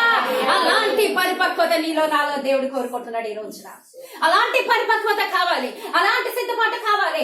పై రూపం మారితే కాదండి, లోపల ఉన్నది కడిగేసుకోవాలి, లోపల ఉన్నది శుద్ధి చేసేసుకోవాలి, లోపలిది దేవుడికి అప్పగించేసుకోవాలి. ఈ రోజు మనం ఎక్కడున్నా జ్ఞాపకం చేసుకుందాం. ఈ రోజు మన ప్రార్థన ఎంతవరకు ఉంటుంది, ఈ రోజు మన ఆశీర్వాదం, మన యొక్క సిద్ధపాటు ఎంతవరకు ఉంటుంది, మనం దేవుడితో ఎంతవరకు సహవాసం చేయగలుగుతున్నాం, దేవుడిని మోసగించేటువంటి స్థితిలో ఉంటున్నామా, లేదా దేవుడి దగ్గర కరెక్ట్ గా మనల్ని మన తప్పిదములు ఒప్పుకొని సరి చేసుకున్నటువంటి స్థితిలోనే ఉంటున్నామా, ఎక్కడ ఉంటున్నాం? పాత సంవత్సరాలు వెళ్ళిపోతున్నాయి, కొత్త సంవత్సరాలు మన జీవితంలోకి వచ్చేస్తున్నాయి, కానీ మన మనసు నూతన పరచబడుతుందా లేదా? మనం ఇంకా పాత సంవత్సరంలో ఉన్నటువంటి వాటితోనే ఏలుబడి చేయబడుతున్నామా? సరి చేసుకోవాలి. అతను సరి చేసుకున్నాడు. యాకోబు దీవించబడిపోయాడు, దేవుడు పేరు మార్చేశాడండి. ఇక యాకోబు వద్దు, నీ పేరు ఇశ్రాయేలు. ఇశ్రాయేలు అంటే ఏంటి తెలుసా అండి? విశ్వాసులకి తండ్రి. ఈ రోజు అతని పేరు మీదే రాజ్యం ఉంది, అతని పేరు మీద దేశాలు ఉన్నాయి, అతనిలో నుంచి వంశస్థులు వచ్చారు, అతనిలో నుంచే అందరూ పుట్టడం ప్రారంభించారు, విశ్వాసులకి తండ్రిగా మార్చేశాడు. ఆయన కన్నా 12 మందే ఈ రోజు పరలోకముల 12 సింహాసనాల మీద వాళ్ళు కూర్చున్నారండి. హల్లెలూయా. అంతగా దేవుడు యాకోబుని దీవించేశాడు, అంతగా దేవుడు యాకోబుని దీవించేశాడు. Okay, chapter close. అంతవరకు అయిపోయింది. దేవుడు దీవించేశాడు, వెళ్ళిపోయాడు. దేవుడు దీవించేశాడు, వెళ్ళిపోయాడు. ఆ వెళ్ళిపోయిన తర్వాత ఏముంది? తన అన్న తరుక్కుంటూ వస్తున్నాడా లేదా? తన అన్న తరుముకుంటూ వస్తున్నాడా లేదా? ఆ శోధన ఆగిపోయిందా? ఆగలేదు, వస్తానే ఉంటది. మనం ఉపవాసాలు చేస్తానే ఉంటాం, ప్రార్థన చేస్తానే ఉంటాం, తిన్నగానే ఉంటాం, దేవుడి దగ్గర కనిపెడుతూనే ఉంటాం, కానీ కొంతకాలం అది తరుగుతూనే ఉంటది. తరిమింది కదా, నేను కరెక్ట్ గా లేనని మాత్రం అనద్దు. తరుగుతుంది కదా, నా సమస్య పోలేదు కదా, నా ప్రార్థన కరెక్ట్ కాదు అని అనద్దు. నేను ఇంత కరెక్ట్ గా ప్రార్థిస్తున్నాను, ఇలా ఉన్నాను కదా, ఇంకా నాకు ఆ సమస్యలు అంటే ఉంటాయి కొంతకాలం. దాన్ని తరివేదాకా ఉంటాయి, దాన్ని తరివేదాకా ఉంటది. ఆ శక్తిని మనం పొందుకోవాలి. ఆ శక్తిని పొందుకుని ఎప్పుడైతే దేవుడి కొరకు నిలబడతామో నమ్మకంగా, అప్పుడు దేవుడు దీవిస్తాడండి. ఓకే, తన అన్నయ్య తరుముకుంటా వచ్చాడు. ఏం చెయ్యాలో ఉపాయం దేవుడు ఇచ్చేసాడండి. దేవుడికి స్తోత్రం కలుగును గాక. ఆ దండి సమస్యని తిరిగి కొట్టడం అంటే, ఇంతకాలం సమస్యలతో తరమబడ్డ సమస్యని తిప్పి కొట్టగలిగేటువంటి శక్తితో ఈ నూతన సంవత్సరంలో దేవుడు మనల్ని నింపబోతున్నాడు. అటువంటి ఉపాయాన్ని దేవుడు ఇస్తున్నాడు. సమస్యలు ఉంటాయి, సమస్యలు రావు, సమస్యలు లేవు, సమస్య తీసేస్తానని చెప్పట్లేదు దేవుడు. నువ్వు ప్రార్థన చేయి. సమస్యని తిప్పి కొట్టగలిగేటువంటి శక్తి, అటువంటి జ్ఞానము దేవుడి రోజున మన మీదకి యేసు నామములో విడుదల చేయనుగాక. రోజున యాకోబుకి ఎటువంటి జ్ఞానం ఇచ్చాడో తెలుసండి? తన యొక్క సైన్యాన్ని తీసుకున్నాడు, పరివారం తీసుకున్నాడు, తన సంపాదించినటువంటి ఆస్తిని తీసుకున్నాడు, తన అన్న మనసుని ఎలా గెలుచుకోవాలో చూశాడు, తన అన్న మనసుని ఎలా లోపరుచుకోవాలో చూశాడు. అక్కడి నుంచి బయలుదేరాడు అండి. 13వ వచనం చూద్దాం. అతడు అక్కడ రాత్రి గడిపి తాను సంపాదించిన దానిలో తన అన్నయ్య అయిన ఏశావు కొరకు ఒక కానుకను అనగా 200 మేకలను, 20 మేకపోతులను, 200 గొర్రెలను, 20 పొటేళ్లను, 30 పాడి వంటలను, వాటి పిల్లలను, 40 ఆవులను, 10 ఆబోతులను, 20 ఆడుగాడిదలను, 10 గాడిద పిల్లలను తీసుకుని మందకును వేరువేరుగా తన దాసుల చేతికి అప్పగించి, మీరు మందకు నడుమ ఎడమ నుంచి నాకంటే ముందుగా సాగిపోండని తన దాసులతో చెప్పెను. మరియు వారిలో మొదటి వానితో, నా సహోదరుడైన ఏశావు, నిన్ను ఎదుర్కొని నీవెవరి వాడవు, ఎక్కడికి వెళుచున్నావు, నీ ముందరున్నవని ఎవరువని నిన్ను అడిగిన ఎడల ఇవి నీ సేవకుడైన యాకోబునకు, ఇది నా ప్రభు అయిన ఏశావు కొరకు పంపిన కానుక, అదిగో అతడు నా వెనక వచ్చుచున్నాడు అని చెప్పమని ఆజ్ఞాపించాను. అలాగా ఏం చేస్తున్నాడు తెలుసా అండి? తన మందలో ఉన్నటువంటి బలమైనటువంటి పశువులని ఇవన్నీ కూడా, ఇక మొత్తానికి ఎంత ఉంటాయో తెలుసా? పశువుల మంద లెక్కేస్తే 600 మేకలు కావచ్చు, గొర్రెలు కావచ్చు, పొట్టేళ్లు కావచ్చు, గాడిదలు కావచ్చు, ఆడుగాడిదలు కావచ్చు, ఆంబోతులు కావచ్చు. అక్కడ తను సంపాదించిన, ఆనాటి కాలంలో బంగారం కాదండి, ఆనాటి కాలంలో మరి మరొక ఆస్తి పాస్తులు కాదు, గొర్రెలే వాళ్ళ ఆస్తి. హెబ్రోన్ లో ఉన్నప్పుడు వాళ్ళ గొర్రెలే వాళ్ళ ఐశ్వర్యం. ఇశ్రాయేలీయులకు ఆస్తి ఏంటో తెలుసని గొర్రెలే. అంతగా దీవించమంటాడు.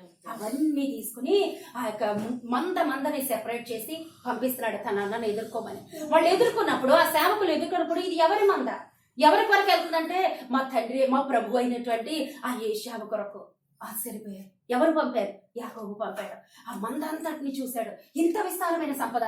మళ్ళీ ఇంకా దాటుకుని వస్తున్నాడు. ఇంకొంత దూరం అయ్యేసరికి మేకల గుంపు, ఇంకొంత దూరం అయ్యేసరికి ఆ గొర్రెల గుంపు, ఇంకొంత దూరం అయ్యేసరికి ఆ బొమ్మలు, ఇంకొంత దూరం అయ్యేసరికి గాడిదల గుంపు, ఒంటెల గుంపు, ఇలా గుంపులుగా మందలుగా దేవుడికి కానుకనే, మనిషికి కానుకనే సమర్పించడం ప్రారంభించాడు. హల్లెలూయా. మనిషికి కానుకలు ఇస్తే మనిషే డౌన్ అయిపోయాడండి. దేవుడికి కూడా ఇస్తే దేవుడు హృదయాన్ని గెలిచేసుకుంటాం. ఓకే, అయితే అతను ఆ మందలన్నిటి చూసిన తర్వాత అతను ఏమనుకున్నాడో తెలుసని? కరిగిపోయాడండి. నా తమ్ముడు ఇంత భయపడుతున్నాడా, నా తమ్ముడు నా గురించి ఇంత భయపడుతున్నాడో, నా కొరకు ఇన్ని సిద్ధపరిచాడు అని కనికరపడ్డాడండి. ఆ కనికరపడే హృదయం ఎవరిచ్చారు? చివరికి తన తమ్ముడు ఎదురయ్యాడు. తన తమ్ముడు ఎదురయ్యేసరికి ఒక్కసారి నేను మీకు ఆ వాక్యం చూపించి చెప్తాను చూడండి. 33వ అధ్యాయంలో 1వ వచనం ఉంటుంది, 4వ వచనం. అప్పుడు ఏశావు అతనిని ఎదుర్కొన పరిగెత్తి అతనిని కౌగిలించుకుని అతని మెడ మీద పడి ముద్దు పెట్టుకున్నాను. వారిద్దరూ కన్నీరు కార్చి కన్నీరు విడిచిరి. హల్లెలూయా, హల్లెలూయా. ముందుగా పరిగెత్తిన వ్యక్తి ఎవరో నాకు చెప్పాలి. ఏశావు. హల్లెలూయా. యాకోబు, ఏశావు. యాకోబు ఇక్కడ ఉన్నాడండి, ఏశావు అక్కడ ఉన్నాడండి. ఎవరు ముందుగా సిద్ధపడ్డారు? ఎవరు ఎదుర్కొన్నారు? ఎవరు కన్నీరు కార్చారు? ఎవరు పరిగెత్తుకుని వచ్చారు? ఎవరు కౌగిలించుకున్నారు? ఎవరు హత్తుకున్నారు? ఎవరు కనికరించమంటారు? ఏశావు హృదయాన్ని దేవుడు మార్చేశాడు. అంత కఠినం కలిగిన హృదయం. అతనికి ఆస్తి లేదా, అతనికి ఐశ్వర్యం లేదా. ఆ తర్వాత చూసిన తర్వాత అయితే తన తమ్ముడితో అంటాడు, ఈ ఆస్తి నాకెందుకు, ఎంతకన్నా రెట్టింపు నాకుంది. అది అక్కర్లేదు, ఆస్తి అక్కర్లేదు, తన సంపాదన అక్కర్లేదు, మరేం కావాలి? తన కన్నీరు అతను మార్చడియా? కాదండి. ఏం మార్చగలిగింది అంటే ఆ రాత్రి విడవకుండా మొరపెట్టినటువంటి ప్రార్థన దేవుడు అక్కడ కార్యం చేసేసాడండి. హల్లెలూయా. దేవుడు ఏశావు హృదయాన్ని మార్చేశాడు. ఈ రోజు నువ్వు సమస్యతోనే పోరాటం చేయొచ్చు, శోధంతో పోరాటం చేయొచ్చు. నీ తరపున మాట్లాడేవాడు, వాదించేవాడు, నీ కొరకు నిలబడేటువంటి వాడు నాకెవ్వరూ లేరు, నేను దిక్కులేదని అనుకున్నావా? నీ తరపున మహానయీమ ఉన్నది. హల్లెలూయా. దేవుని సేన ఉన్నది. దేవుడు కల్పించుకోవడం ప్రారంభిస్తున్నాడు. ఈ నూతన సంవత్సరంలో నేను కల్పించుకోవడం ప్రారంభిస్తున్నాడు. నీ పక్షాన దేవుడు కార్యం చేయబోతున్నాడు. ఏశావు జీవితాన్ని, యాకోబు జీవితాన్ని మార్చిన దేవుడు, ఏశావు హృదయాన్ని మార్చిన దేవుడు నీ శత్రువు హృదయాన్ని మార్చబోతున్నాడు. అటువంటి గొప్ప కార్యం దేవుడు చేయబోతున్నాడు. అటువంటి గొప్ప కార్యం చేసి దేవుడు నేను నీ పక్షాన ఉన్నానని రుజువు చేయబోతున్నాడు. అది మీరు చూస్తారు. యేసునామములో దేవుడికి స్తోత్రం కలుగునుగా. అతని తమ్ముడిని ఎదుర్కొనేసరికి అతని తమ్ముడు, ఇద్దరు అన్నా తమ్ముడు ఇద్దరు కూడా కౌగిలించుకుని ఇక ఏడవడం ప్రారంభించాడంటండి. ఎలా వచ్చాడండి? రోషంతో వచ్చాడు. 400 మంది సైన్యాన్ని పట్టుకొని వచ్చాడు. కత్తులున్నాయి చేతిలో. యుద్ధానికి వచ్చాడు, చంపేయటానికి వచ్చాడు. చంపాడా? చెప్పలేదు. ఇతని కన్నీరు ఏం చేసిందండి? అన్నయ్య హృదయాన్ని మార్చేసిందండి. ఇతని కన్నీరు అన్నయ్య హృదయాన్ని మార్చేసిన, కఠినంగా ఉన్నటువంటి ఆ హృదయాన్ని మార్చేసి ప్రేమతో నింపేసి అదే అన్నయ్యగా ముందుగా అతనే పరిగెత్తుకొచ్చాడండి. ఏశావు యాకోబుని చూసి పరిగెత్తుకుని వచ్చి కౌగిలించుకుని అతను ముద్దు పెట్టుకుని ఏడవడం ప్రారంభించాడంటండి. ఇద్దరు ఏడుస్తున్నారు. ఎవరు వీళ్ళందరూ అంటే, ఇదిగో అన్నయ్య, నా యొక్క పెద్ద భార్య, నా చిన్న భార్య, వీళ్ళ పిల్లలు, వాళ్ళ పిల్లలు, ఇది నా ఆస్తి, ఇదంతా నీ, మరి ఇదేవరి కొరకు అంటే ఇది నీ కొరకే, నా ప్రభు అయిన నీ కొరకు. నిన్ను నేను మోసం చేశాను కదా, అందుకొరకు ప్రతిఫలంగా నీకు ఇది ఇస్తున్నాను, ఇది నువ్వు తీసుకో అంటే, ఇది నాకెందుకు, నాకే బోల్డ్ ఉంది, నన్ను దేవుడు దీవించాడు, నన్ను దేవుడు ఆశీర్వదించాడు, నాకు చాలా ఉంది, ఇది నాకు అక్కర్లేదంటే, నువ్వు అలా మాత్రం అన్నద్దన్నయ్య, నువ్వు మాత్రం ఆ ఒక్క మాట అన్నద్దు. నేను సంతోషించడానికి, నా సంతోషం కోసం ఈ కానుక నువ్వు తీసుకుని వెళ్ళిపోతే తీసుకుని వెళ్ళిపోయాడండి. అయితే తన ఒక మాట అంటాడు. ఇప్పుడు వచ్చాం వాక్యంలోకి. ఓకే. అయితే తన ఒక మాట అంటాడండి. ఏమంటాడో తెలుసా? ఏశావు ఏమంటాడో తెలుసా? నీకు ఇంత మంది ఉంది కదా, నీకు సాయం కావాలంటే నా 400 మంది సైన్యానికి ఇక్కడ వదిలేస్తాను. జాగ్రత్తగా విందా. దేవుడు మాట్లాడబోతున్నాడు. 400 మంది సైన్యాన్ని ఇక్కడ పెట్టేస్తాను, నీకు కాపుదలగా ఇచ్చేస్తాను, నీకు హెల్ప్ గా ఇస్తాను. ఈ 400 మందిని తీసుకో, ఈ రోజే నువ్వు నేను అందరం కలిసి ప్రయాణం వెళ్దాం అన్నాడండి. యాకోబు ఏమన్నాడు తెలుసా? లేదన్నయ్య, నా దగ్గర ఉన్నాయి చాలా చంటి బిడ్డలు, అవి మేకల మంద కావచ్చు, గొర్రెల మంద కావచ్చు, గాడిదలు, మరి కొన్ని కడుపుతో ఉన్నవన్నాయి, కొన్ని పాలిచ్చే ఉన్నాయి. వాటన్నిటిని నేను ఒకే రోజున యాగ్ధమున నడిపించేస్తే అవి అతిగా అలిసిపోయి చచ్చిపోయే ప్రమాదం ఉంది, చనిపోయే ప్రమాదం ఉంది. కాబట్టి నేను వెంటనే రాలేను, నేను ఆగి ఆగి ఆగి ఆగి ఆగి వస్తాను, నువ్వు వెళ్ళిపో అన్నాడు. నేను కొంత టైం తీసుకుని వస్తాను, నువ్వు వెళ్ళిపో అన్నాడు. సరే, నా తమ్ముడు బాధ పెట్టడం ఎందుకని తన దారిని తాను వెళ్ళిపోయాడు. అంతవరకు బాగానే ఉంది. అక్కడి నుంచి ఏం చేశాడో తెలుసండి? యాకోబు ప్రయాణమయ్యాడు. ఎక్కడి నుంచి బయలుదేరాడు? లాబాను ఇంటి నుంచి బయలుదేరాడు. ఆ దేశం నుంచి, కల్దీల దేశం నుంచి వెనక్కి వచ్చేసాడు. కల్దీల దేశం నుంచి వెనక్కి రావటం దేవుడు చెప్తాడు. కల్దీలు అంటే మనకున్నటువంటి అన్యత్వం, సాంప్రదాయాలు, లేకపోతే పాత జీవితం, పాప జీవితం, అది. అక్కడి నుంచి అబ్రహాము కనాన్ దేశానికి వస్తాడండి, ప్రత్యేకించబడి ఉండటం. ఓకే, అక్కడి నుంచి రావడం దేవుడు చూశాడు. వాక్యం జ్ఞాపకం చేసుకోండి, ఎవరు తీయక్కర్లేదు. మొదటి వచనంలో ఏమని చెప్పాడు దేవుడు? యాకోబు బయలుదేరి రావటం దేవుడు చూశాడు. యాకోబుకు తోడుగా మహనయీము, దేవుని సేన బయలుదేరింది, దేవుని సైన్యం బయలుదేరింది, దేవుడి గుంపు బయలుదేరింది. ఓకే, అన్నయ్య హృదయాన్ని మార్చాడు. అక్కడ దేవుడు కూడా వచ్చాడు. దేవుడు ఎంటర్ అయ్యాడు, అన్నయ్య హృదయాన్ని మార్చాడు. అన్నయ్య హృదయాన్ని మార్చి అన్నయ్య ఏమన్నాడు? నీకు తోడుగా ఉంటాను, నీకు వీళ్ళందరినీ కూడా నడిపిస్తాను, నేను అక్కడికి త్వరగా చేరుకున్నామంటే లేదన్నయ్య నేను వస్తాను. అంతవరకు అర్థమైంది కదా. వెళ్ళాడా యాకోబు? వెంటనే వెళ్ళాడా? ఎందుకని లేదు? యాకోబు చేసిన తప్పేంటి? దీవెన ఉందా లేదా? ఆశీర్వాదం ఉందా లేదా? దేవదూతలు ఉన్నారా లేదా? దేవుడు దీవిస్తానన్నాడా లేదా? దేవుడు ఆశీర్వదిస్తానన్నాడా లేదా? ఆ శాపము ఆశీర్వాదంగా మార్చేశాడు, ఆ మరణము జీవంలోనికి నడిపించేశాడు, ఆశీర్వదించేశాడు. యాకోబు ఆశీర్వదించబడిన వ్యక్తి, యాకోబు దీవించబడిన వ్యక్తి.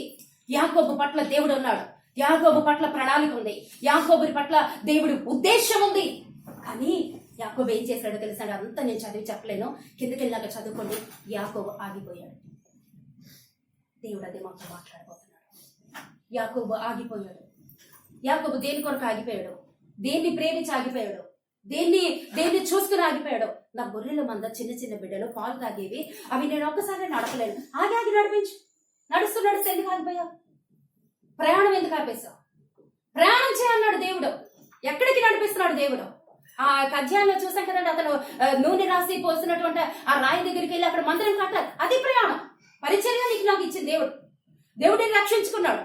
నువ్వు రక్షించబడాలి, అనేక మంది రక్షణకు నడిపించాలి. నువ్వు జారిపోతే, వాగిపోతే యాకోబు ఆగిపోయాడు. యాకోబు రాలేదు. దేవుడు ప్రయాణిస్తున్నాడు వాళ్ళతో పాటు. యాకోబు ఆగిపోయాడు. ఎక్కడ ఆగిపోయాడు? సుక్కోతు అనే ప్లేస్ ఆగిపోయాడు. ఆ కొద్ది దూరం వెళ్ళాడు, ఆగిపోయాడు. ఆగిపోయినట్టు 2 రోజులు మళ్ళీ బయలుదేరచ్చు కదా, బయలుదేరలేదు. పాకలు వేసేసాడు, గృహాలు కట్టేశాడు, ఇల్లుని కట్టేశాడంట. ప్లేస్ బాగుంది. ఏం బాగుంది? ప్లేస్ బాగుంది. సుక్కోతు దగ్గర పాకలు వేసేసాడు. ఆ ప్లేస్ చాలా బాగుంది. ఆ ప్లేస్ లో ఏముందో తెలుసండి? ఎవరు ఉన్నారో తెలుసండి? షెకెం. ఎస్, కరెక్ట్, షెకెం. అక్కడ ఎవరు ఉన్నారు తెలుసండి? ఎక్కడ దాకా వచ్చి ఆగిపోయాడు తెలుసండి? సుక్కోతు దగ్గర పాకలు వేసేసాడు. షెకెము రాజ్యం, షెకెము దేశానికి వచ్చేసాడు. ఆగిపోయాడు. ఎందుకు ఆగిపోయాడు? షెకెము చాలా అందమైనది, షెకెము చాలా సుందరమైనటువంటిది. కూతురు దిగిందంట అక్కడి నుంచి. అక్కడ ఉన్నటువంటి ప్లేస్ లో నుంచి కూతురు దిగింది. యాకోబు ఆగిపోయాడు కాబట్టి, ప్రయాణం ఆగిపోయింది కాబట్టి, సంకల్పం ఆగిపోయింది కాబట్టి, ఇంకా నడుస్తూ ఉంటే అక్కడ కూతురు చూడకపోను. ఆగిపోయింది, ప్రయాణం ఆగిపోయింది. ఆగటం మాత్రమే కాదు, నేను ఎందుకు ఇన్నిసార్లు నొక్కి చెప్తున్నాను పట్టుకోవాలి. పాకలు వేసేసాడు, ఇళ్ళు కట్టేశాడంట. పర్మనెంట్కి ఇక్కడ ఉండిపోదాం, ప్లేస్ బాగుంది. పర్మనెంట్కి ఇక్కడ ఉండిపోదాం, ఈ ప్లేస్ బాగుంది. ఇక్కడ షెకెము చాలా అందంగా ఉంది. షెకెం దేశంలో అక్కడ మనుషులు బాగున్నారు, అందంగా ఉన్నాయి, వస్త్రాలు బాగున్నాయి, అన్ని బాగున్నాయి, సంపద బాగుంది. చూసి ఆగిపోయాడు. కూతురు దిగింది. ఆ గృహంలో నుంచి బయటకు వచ్చి రోడ్డు మీద నడవడం ప్రారంభించింది. ఆ షెకెము దేశంలో ఉన్నటువంటి ఆ రాజవస్త్రములు కట్టుకున్నటువంటి ఆ స్త్రీలను చూడటం ప్రారంభించింది. లోకం వైపు చూడటం ప్రారంభించింది. ఆ అందాల వైపు చూడటం ప్రారంభించింది. ప్రారంభించి ఆ లోకం చూసుకుంటూ ఏం చేసిందో తెలుసా అండి? ప్రయాణం వెళ్ళిపోతుంది. షెకెము రాజు చూసేశాడు, ఈ అమ్మాయి చాలా అందమైంది, యాకోబు పిల్లలు చాలా అందమైన పిల్లలు. యాకోబు కూతుర్ని దీనా పట్టుకెళ్ళిపోయాడు షెకెము రాజు. చెరిపేశాడు, బలాత్కారం చేశాడు, ఆమెతో పాపం చేశాడు, ఆమెను తీసుకెళ్ళిపోయాడు, తన అంతఃపురంలో పెట్టేశాడు. ఈరోజు ఆ పరిస్థితి ఏంటి? చెరపబడినటువంటిది. తన బిడ్డ పాపం చేసింది, తన బిడ్డ పాపంలో పడిపోయింది. షెకెము రాజు చూసి మోహించాడు. ఎందుకు ఆ పాపం చేసిన పిల్ల? తన ఇష్ట ప్రకారమా? తండ్రి చేసిన పాపం. తండ్రి ఆగిపోయాడు. ప్రయాణం చేయవలసిన తండ్రి ఆగిపోయాడు. నిన్ను దేవుడు ఎందుకు రక్షించాడు? నువ్వు ఆగిపోవటానే కాదు, నువ్వు ఆగిపోయే విశ్వాసం కాదు. వెళుతూ ఉంటే సమస్యలు వస్తున్నావు, దూసుకుని వెళ్ళిపో. ఎవరి మాటలు పట్టించుకోవద్దు, ఎవరి వైపు చూడొద్దు. నీకు సమస్యలు ఎక్కువైపోయినా ఆగొద్దు. ఆగ్యావా ప్రమాదం, ఆగ్యావా సాతాను పక్కనే ఉంటాడు. కుటుంబం నష్టపోయింది. దీనా పట్టబడిపోయింది. తన యొక్క షెకెము రాజు ఆమెను చెరిపేశాడు, బలాత్కారం చేశాడు, అంతఃపురంలో దాచేశాడు. ఆ కబురు తండ్రి దగ్గరికి వచ్చింది. గుండె పగిలిపోయిందండి తండ్రికి. అవునా కాదా? గుండె బద్దలైపోయేలాగా ఏడుస్తున్నాడు. ఏడుస్తున్నాడు ఏడుస్తున్నాడు ఏడుస్తున్నాడు. తన కాంప్రమైజ్ అవడానికి ఆ రాజుగారు వచ్చారు. అయ్యో నా కుమారుడు చేసిన తప్పే, ఆ తప్పు నేను సరి చేసుకుంటాను, మీ అమ్మాయిని మేము పెళ్లి చేసుకుంటాము, మీరు చాలా మంచి కుటుంబం అనేసి వచ్చారండి. వచ్చినాక ఇక ఏం చేయలేని పరిస్థితి, ఏం చేస్తాడు? ఇక నేను ఆ పిల్లలు తీసుకెళ్ళి ఏమైనా చేసుకోగలడా? ఏమి చేసుకోలేడు. ఎందుకంటే తన జీవితం నష్టపోయాడు, నాశనం అయిపోయింది. ఇక ఏమి చేయలేక సరే అని చెప్పి ఒప్పుకున్నాడు. ఒప్పుకుంటే అన్నయ్యలు ఒప్పుకుంటారా? అన్నయ్యలు ఒప్పుకుంటారండి? అన్నయ్యలు ఉడుకు రక్తం మీద ఉన్నారు, యవన కాలంలో ఉన్నారు. వాళ్ళు టైం కోసం కనిపెట్టి ఉన్నారు. వాళ్ళు టైం కోసం కనిపెట్టారు. ఈ పిల్లకి పెళ్లి చేయడానికి అన్ని రెడీ అయిపోతున్నాయి. పిల్ల అక్కడే ఉంది అంతఃపురంలో. ఆ పిల్ల బండి బయటికి రాలి గదిలో పడి ఏడుస్తా ఉంది. అయితే అక్కడ ఉంటే ఈ యొక్క తండ్రి ఏమో తండ్రిగా ఒక హృదయం, తండ్రి హృదయంతో సరే పెళ్లి చేసేద్దామని నిర్ణయించుకున్నాడు. పెళ్లి దేవుడి నిర్ణయమో కాదు, చేద్దాం, ఇంకేం చేయలేదు మా పాప కోసం అని చెప్పి నిర్ణయించుకున్నారు. ఓకే, అంతా అయిపోయింది. అంతా అయిపోతే ఇక్కడ ఇద్దరు అన్నలు ఉంటారండి. ఎవరు? షిమ్యోను లేవీలు. బహు జాగ్రత్త, షిమ్యోను లేవీలు. ఇక తండ్రి ఏం చెప్పాడు తెలుసా? మేము క్రైస్తవులం, మేము అన్యులకి ఇవ్వం, మాకు ఒక సాంప్రదాయం ఉంది, శూన్యత చేయబడాలి, మీ యొక్క దేశస్తులందరూ రాజుత చేయబడాలి అంటే ఆ రాజుగారు ఒప్పుకుంటాడు. భయపడతాడు వీళ్ళంటే, ఎందుకంటే దేవుడి ప్రజలని, మా అబ్బాయి తప్పు చేశాడని. సరే అని చెప్పి సున్నత చేయించుకుంటారు. రాతి కత్తిలను తయారు చేస్తారు. ఆ యొక్క గోప్యంగా చర్మాన్ని కత్తిరిస్తారు అనమాట. ఆనాటి అబ్రహాం కాలం నుంచి, మోషే కాలం నుంచి యూదులందరూ అదే ఆచరించారు. సున్నతి అంటే ఇప్పటి బాప్తిసం. అంటే ఆ యొక్క గోప్యంగా చర్మాన్ని కత్తిరించినప్పుడు ఏం జరుగుతుందో తెలుసు అంటే అందరూ ఆ బలహీనతతో ఉన్నారు. అందరూ పడుకులు లేవలేని స్థితిలో ఉన్నారు. ఏ ఇంట్లో ఉన్న ప్రతి మగోడు చేయించేసుకోవాలన్నాడు యాకోబు. అది నిబంధన కట్టడ. ఓకే, అందరూ కూడా లేవలేని పరిస్థితి. అందరు మంచాల మీద పడుకుని ఉన్నారు. సున్నతి చేయించుకున్నారు. వారి శరీరం యుద్ధానికి సరిపోదు, వారి శరీరం పారిపోవటానికి సరిపోదు, సహకరించదు. అలాంటి బలహీన సమయంలో ఉంటే షిమ్యోను లేవీలు లేచారండి. కత్తులు పట్టుకున్నారు, పగ తీర్చుకున్నారు. ఆ దేశంలో ఉన్న మగాళ్ళందరినీ చంపేశారు. మగోడు అని లేకుండా చేసేశారు, తుడిచిపెట్టేశారు. చివరికి ఆ పెళ్లి కొడుకును కూడా చంపేశారు. ఏం సాధించారు? హంతకులు అయిపోయారు. ఏం సాధించగలిగారు? దేవుడి దృష్టిలో పాపులుగా నిలబడిపోయారు, హంతకులు అయిపోయారు. లేవి షిమ్యోను మీకు తెలుసా? లేవి గోత్రంలో నుంచి యోధా గోత్రంలోకి దేవుడు ఎందుకు జంప్ అయిపోయాడో తెలుసా? మనకు తెలుసు ధర్మశాస్త్రం అంతా కూడాను ఎక్కడ మరియా, జకర్యా, యేసే వీళ్ళందరూ కూడాను, ఎలిజబెత్, జకర్యా అక్కడ వరకు కూడా లేవీలే యాజకత్వం చేసేది, ధూపం వేసేది, ఆ యొక్క అతి పరిశుద్ధ స్థలంలోకి వెళ్ళి ఆ ధూపం వేసేది అందరూ కూడా లేవీలే. ఎందుకు ఆ క్రమం ఆగిపోయి? ఎందుకు దేవుడు ఆ లేవి గోత్రంలో పుట్టడానికి ఇష్టపడలేదు? ఆ లేవి గోత్రం హంతకులుగా మారాడు. ఎవరి పిల్లలు? వాడు యాకోబు పిల్లలు. ఈరోజు యాకోబు ఏం సంపాదించాడు? ఆ రోజు అన్నయ్య మాట విని, దేవుడు మాట విని, దేవుడు దూతల సైన్యం వచ్చేసింది, దేవుడు దీవించాడు, ఆయనకి వాగ్దానం ఉంది, ఆశీర్వాదం ఉంది, దీవెన ఉంది, ప్రయాణం వెళ్ళిపోవచ్చు కదా, ఎందుకు ఆగిపోయాడు? లోకాన్ని చూశాడు, పాపాన్ని చూశాడు. అది బిడ్డలకు సంక్రమించింది. తన కుమార్తె వ్యభిచారైపోయింది. తన ఇద్దరు కొడుకులు హంతకులు అయిపోయారు. పొందుకున్నాడా లేదా? తన ఆగిపోయినటువంటి ప్రయాణంకి ఏం బదులుగా పొందుకున్నాడో? శాపం. దేవుడు ఆ శాపాన్ని ఆశీర్వాదంగా మారిస్తే ఇతని సొంత జ్ఞానము లోకాశలు మొదలవు. కొన్నిసార్లు మనలో ఆ లోకాశలకి బడి వెళ్ళిపోయేసరికి ఏమైంది? కుటుంబం నష్టమైందా లేదా? కుటుంబం కోల్పోయిందా లేదా? ఎంత దుఃఖం అండి. ఆ దేశంలో అందరూ చంపబడిపోయారు. ఎంత ఏడుస్తున్నాడో యాకోబు. అయ్యో, నేను ఒక్క తప్పు చేశాను ప్రభా, తప్పుకి నేను ఆగిపోయినందుకు నేను బేతేలుకు రావాలి. బేతేలు ఏంటి? మందిరం. ఆదివారం అనేసరికి ఎక్కడ కనిపించాలి దేవుడికి? మందిరంలో. బిర్యానీలు వండుకోవటం కాదని మీరేమన్నా అనుకుంటే నన్ను క్షమించండి, ఉన్నట్టు చెప్పేస్తున్నా. బిర్యానీలు వండుకోవటానికి కాదు తల్లి, మందిరంలో కనిపించాలి. ఆదివారం దేవుడిది, నువ్వు మందిరంలో కనిపించాలి. నిన్ను దేవుడు ఏ పని మీద నిలబెట్టాడో ఆ పనిలో వెళ్ళిపోతూనే ఉండాలి. సమస్యలు వస్తాయి, శోధనలు వస్తాయి, ముళ్ళబాట ఆగడానికి వీల్లేదండి. నాకు కూడా చాలా సార్లు మనసుకి కొన్ని ఆశలు ఉంటాయి. అక్కడ వెళ్ళి కూర్చుని మాట్లాడితే బాగుంది, ఇక్కడ ఒప్పుకోడు దేవుడు. కొన్ని ఒప్పుకోడు, కొన్నిటికి అంగీకరిస్తాడేమో, కానీ కొన్నిటికి ఒప్పుకోడండి. అలా ఉండటానికి మనకు అవ్వదు, మన మనసుకు నచ్చినట్టు ఉండటానికి అవ్వదు. దేవుడు అంగీకరించాడు, యాకోబుని అంగీకరించలేదు. యాకోబు ఆగిపోయినందుకు తన కుమార్తె పాడైపోయింది, తన ఇద్దరు కుమారులు హంతకులు అయిపోయారు. దేవుడు అందుకే యూదా గోత్రాన్ని ఎంచుకున్నాడు. లేవి గోత్రంలో పుట్టవలసిన ఆయన, ఎబ్రీ పత్రిక 7వ అధ్యాయంలో ఉంటది కదండి, ఆ లేవి గోత్రంలో పుట్టవలసినటువంటి వ్యక్తి యూదా గోత్రంలోనికి దేవుడు మారిపోయి ఉన్నాడు అని చెప్పి గోత్రాన్ని మార్చేస్తాడు. పుట్టాడు, ఆ గోత్రంలో పుట్టడానికి ఇష్టపడలేదు. యూదా గోత్రం ఏంటి? యూదా స్తుతి. నీకు ఎక్కడైతే స్తుతి ఉంటుందో, ఎక్కడైతే ఆరాధన ఉంటుందో అక్కడే దేవుడు ఉంటాడని అదే ఎంచుకున్నాడు దేవుడు. ఓకే, ఇంకో మాట చెప్పనండి, గుండె ఆగిపోద్దు మనకి. ఇంకో మాట చెప్పనా? యాకోబు చేసిన ఒక్క తప్పుకి తన యొక్క 3 బిడ్డలు, తన కుటుంబమే హంతకుల కుటుంబం అయిపోయిందా లేదా? ఇంకా తల దించుకున్నాడా లేదా దేనాన్ని బట్టి? ఓకే, అంతటితో ఆగిపోయింది అనుకున్నారండి. 4-5 తరాల వరకు ఆ శాపం శోధించింది. మీకు తెలుసా, 4-5 తరాల వరకు ఆ శాపం నడుస్తూనే ఉంది. ఎందుకు అని అంటారా? అబ్రహాము దేవుడు, ఇసాకు దేవుడు, యాకోబు దేవుడు అని అన్నారు కదా.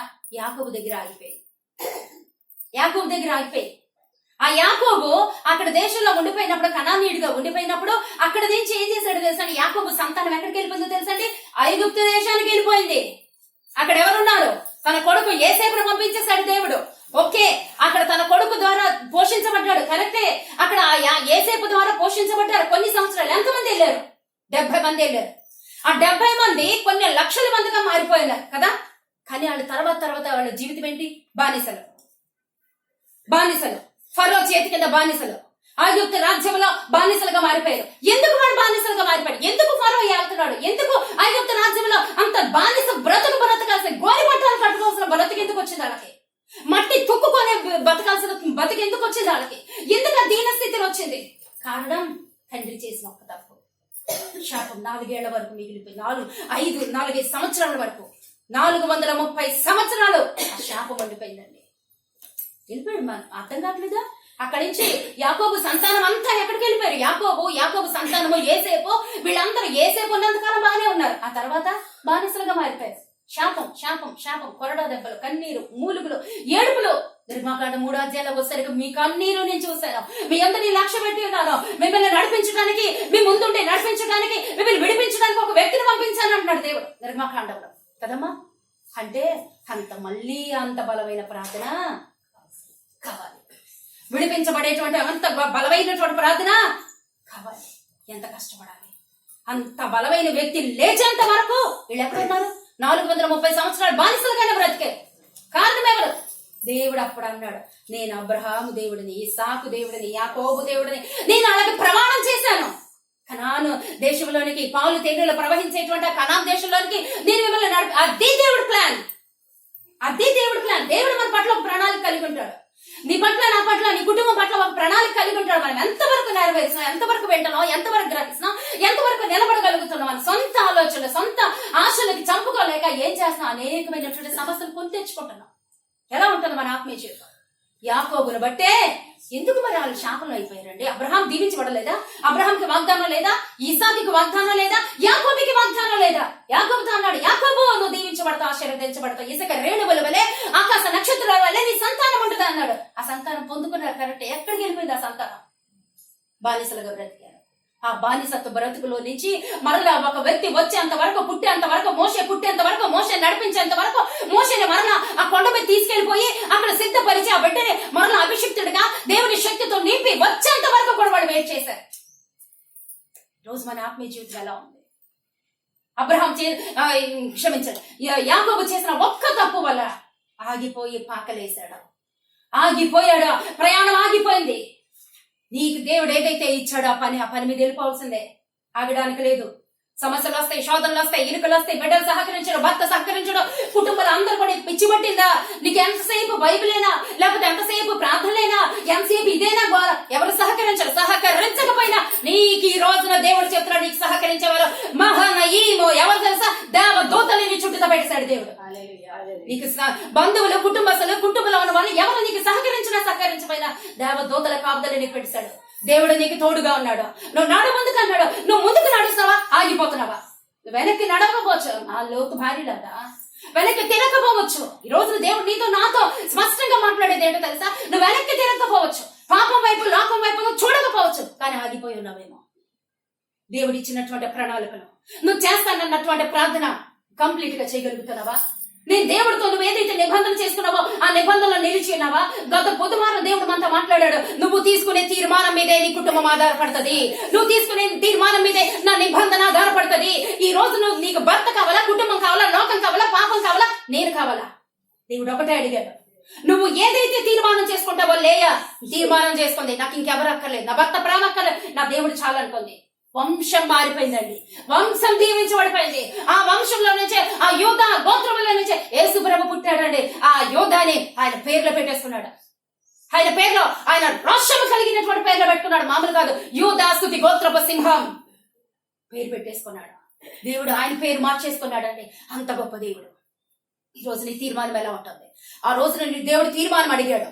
నువ్వు తీర్మానం తీసుకో. ఈ రోజు నువ్వు నాతో ఉంటావా, లోకంతో ఉంటావా, పాపంతో ఉంటావా, కుటుంబంతో ఉంటావా, ఏది నీకు కావాలి? నీకేది కావాలంటే నేను అదే నిబంధన చేస్తాను అన్నాడు. మనం తీర్మానం చేసుకున్నాం, కానీ ఆ తీర్మానం మీద ఉంటున్నామా? మనం తీర్మానం మీద ఉండాలి.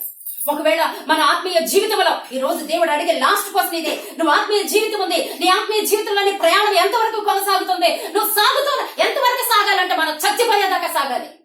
అది మన చివరి స్టాప్, చివరి పులి స్టాప్.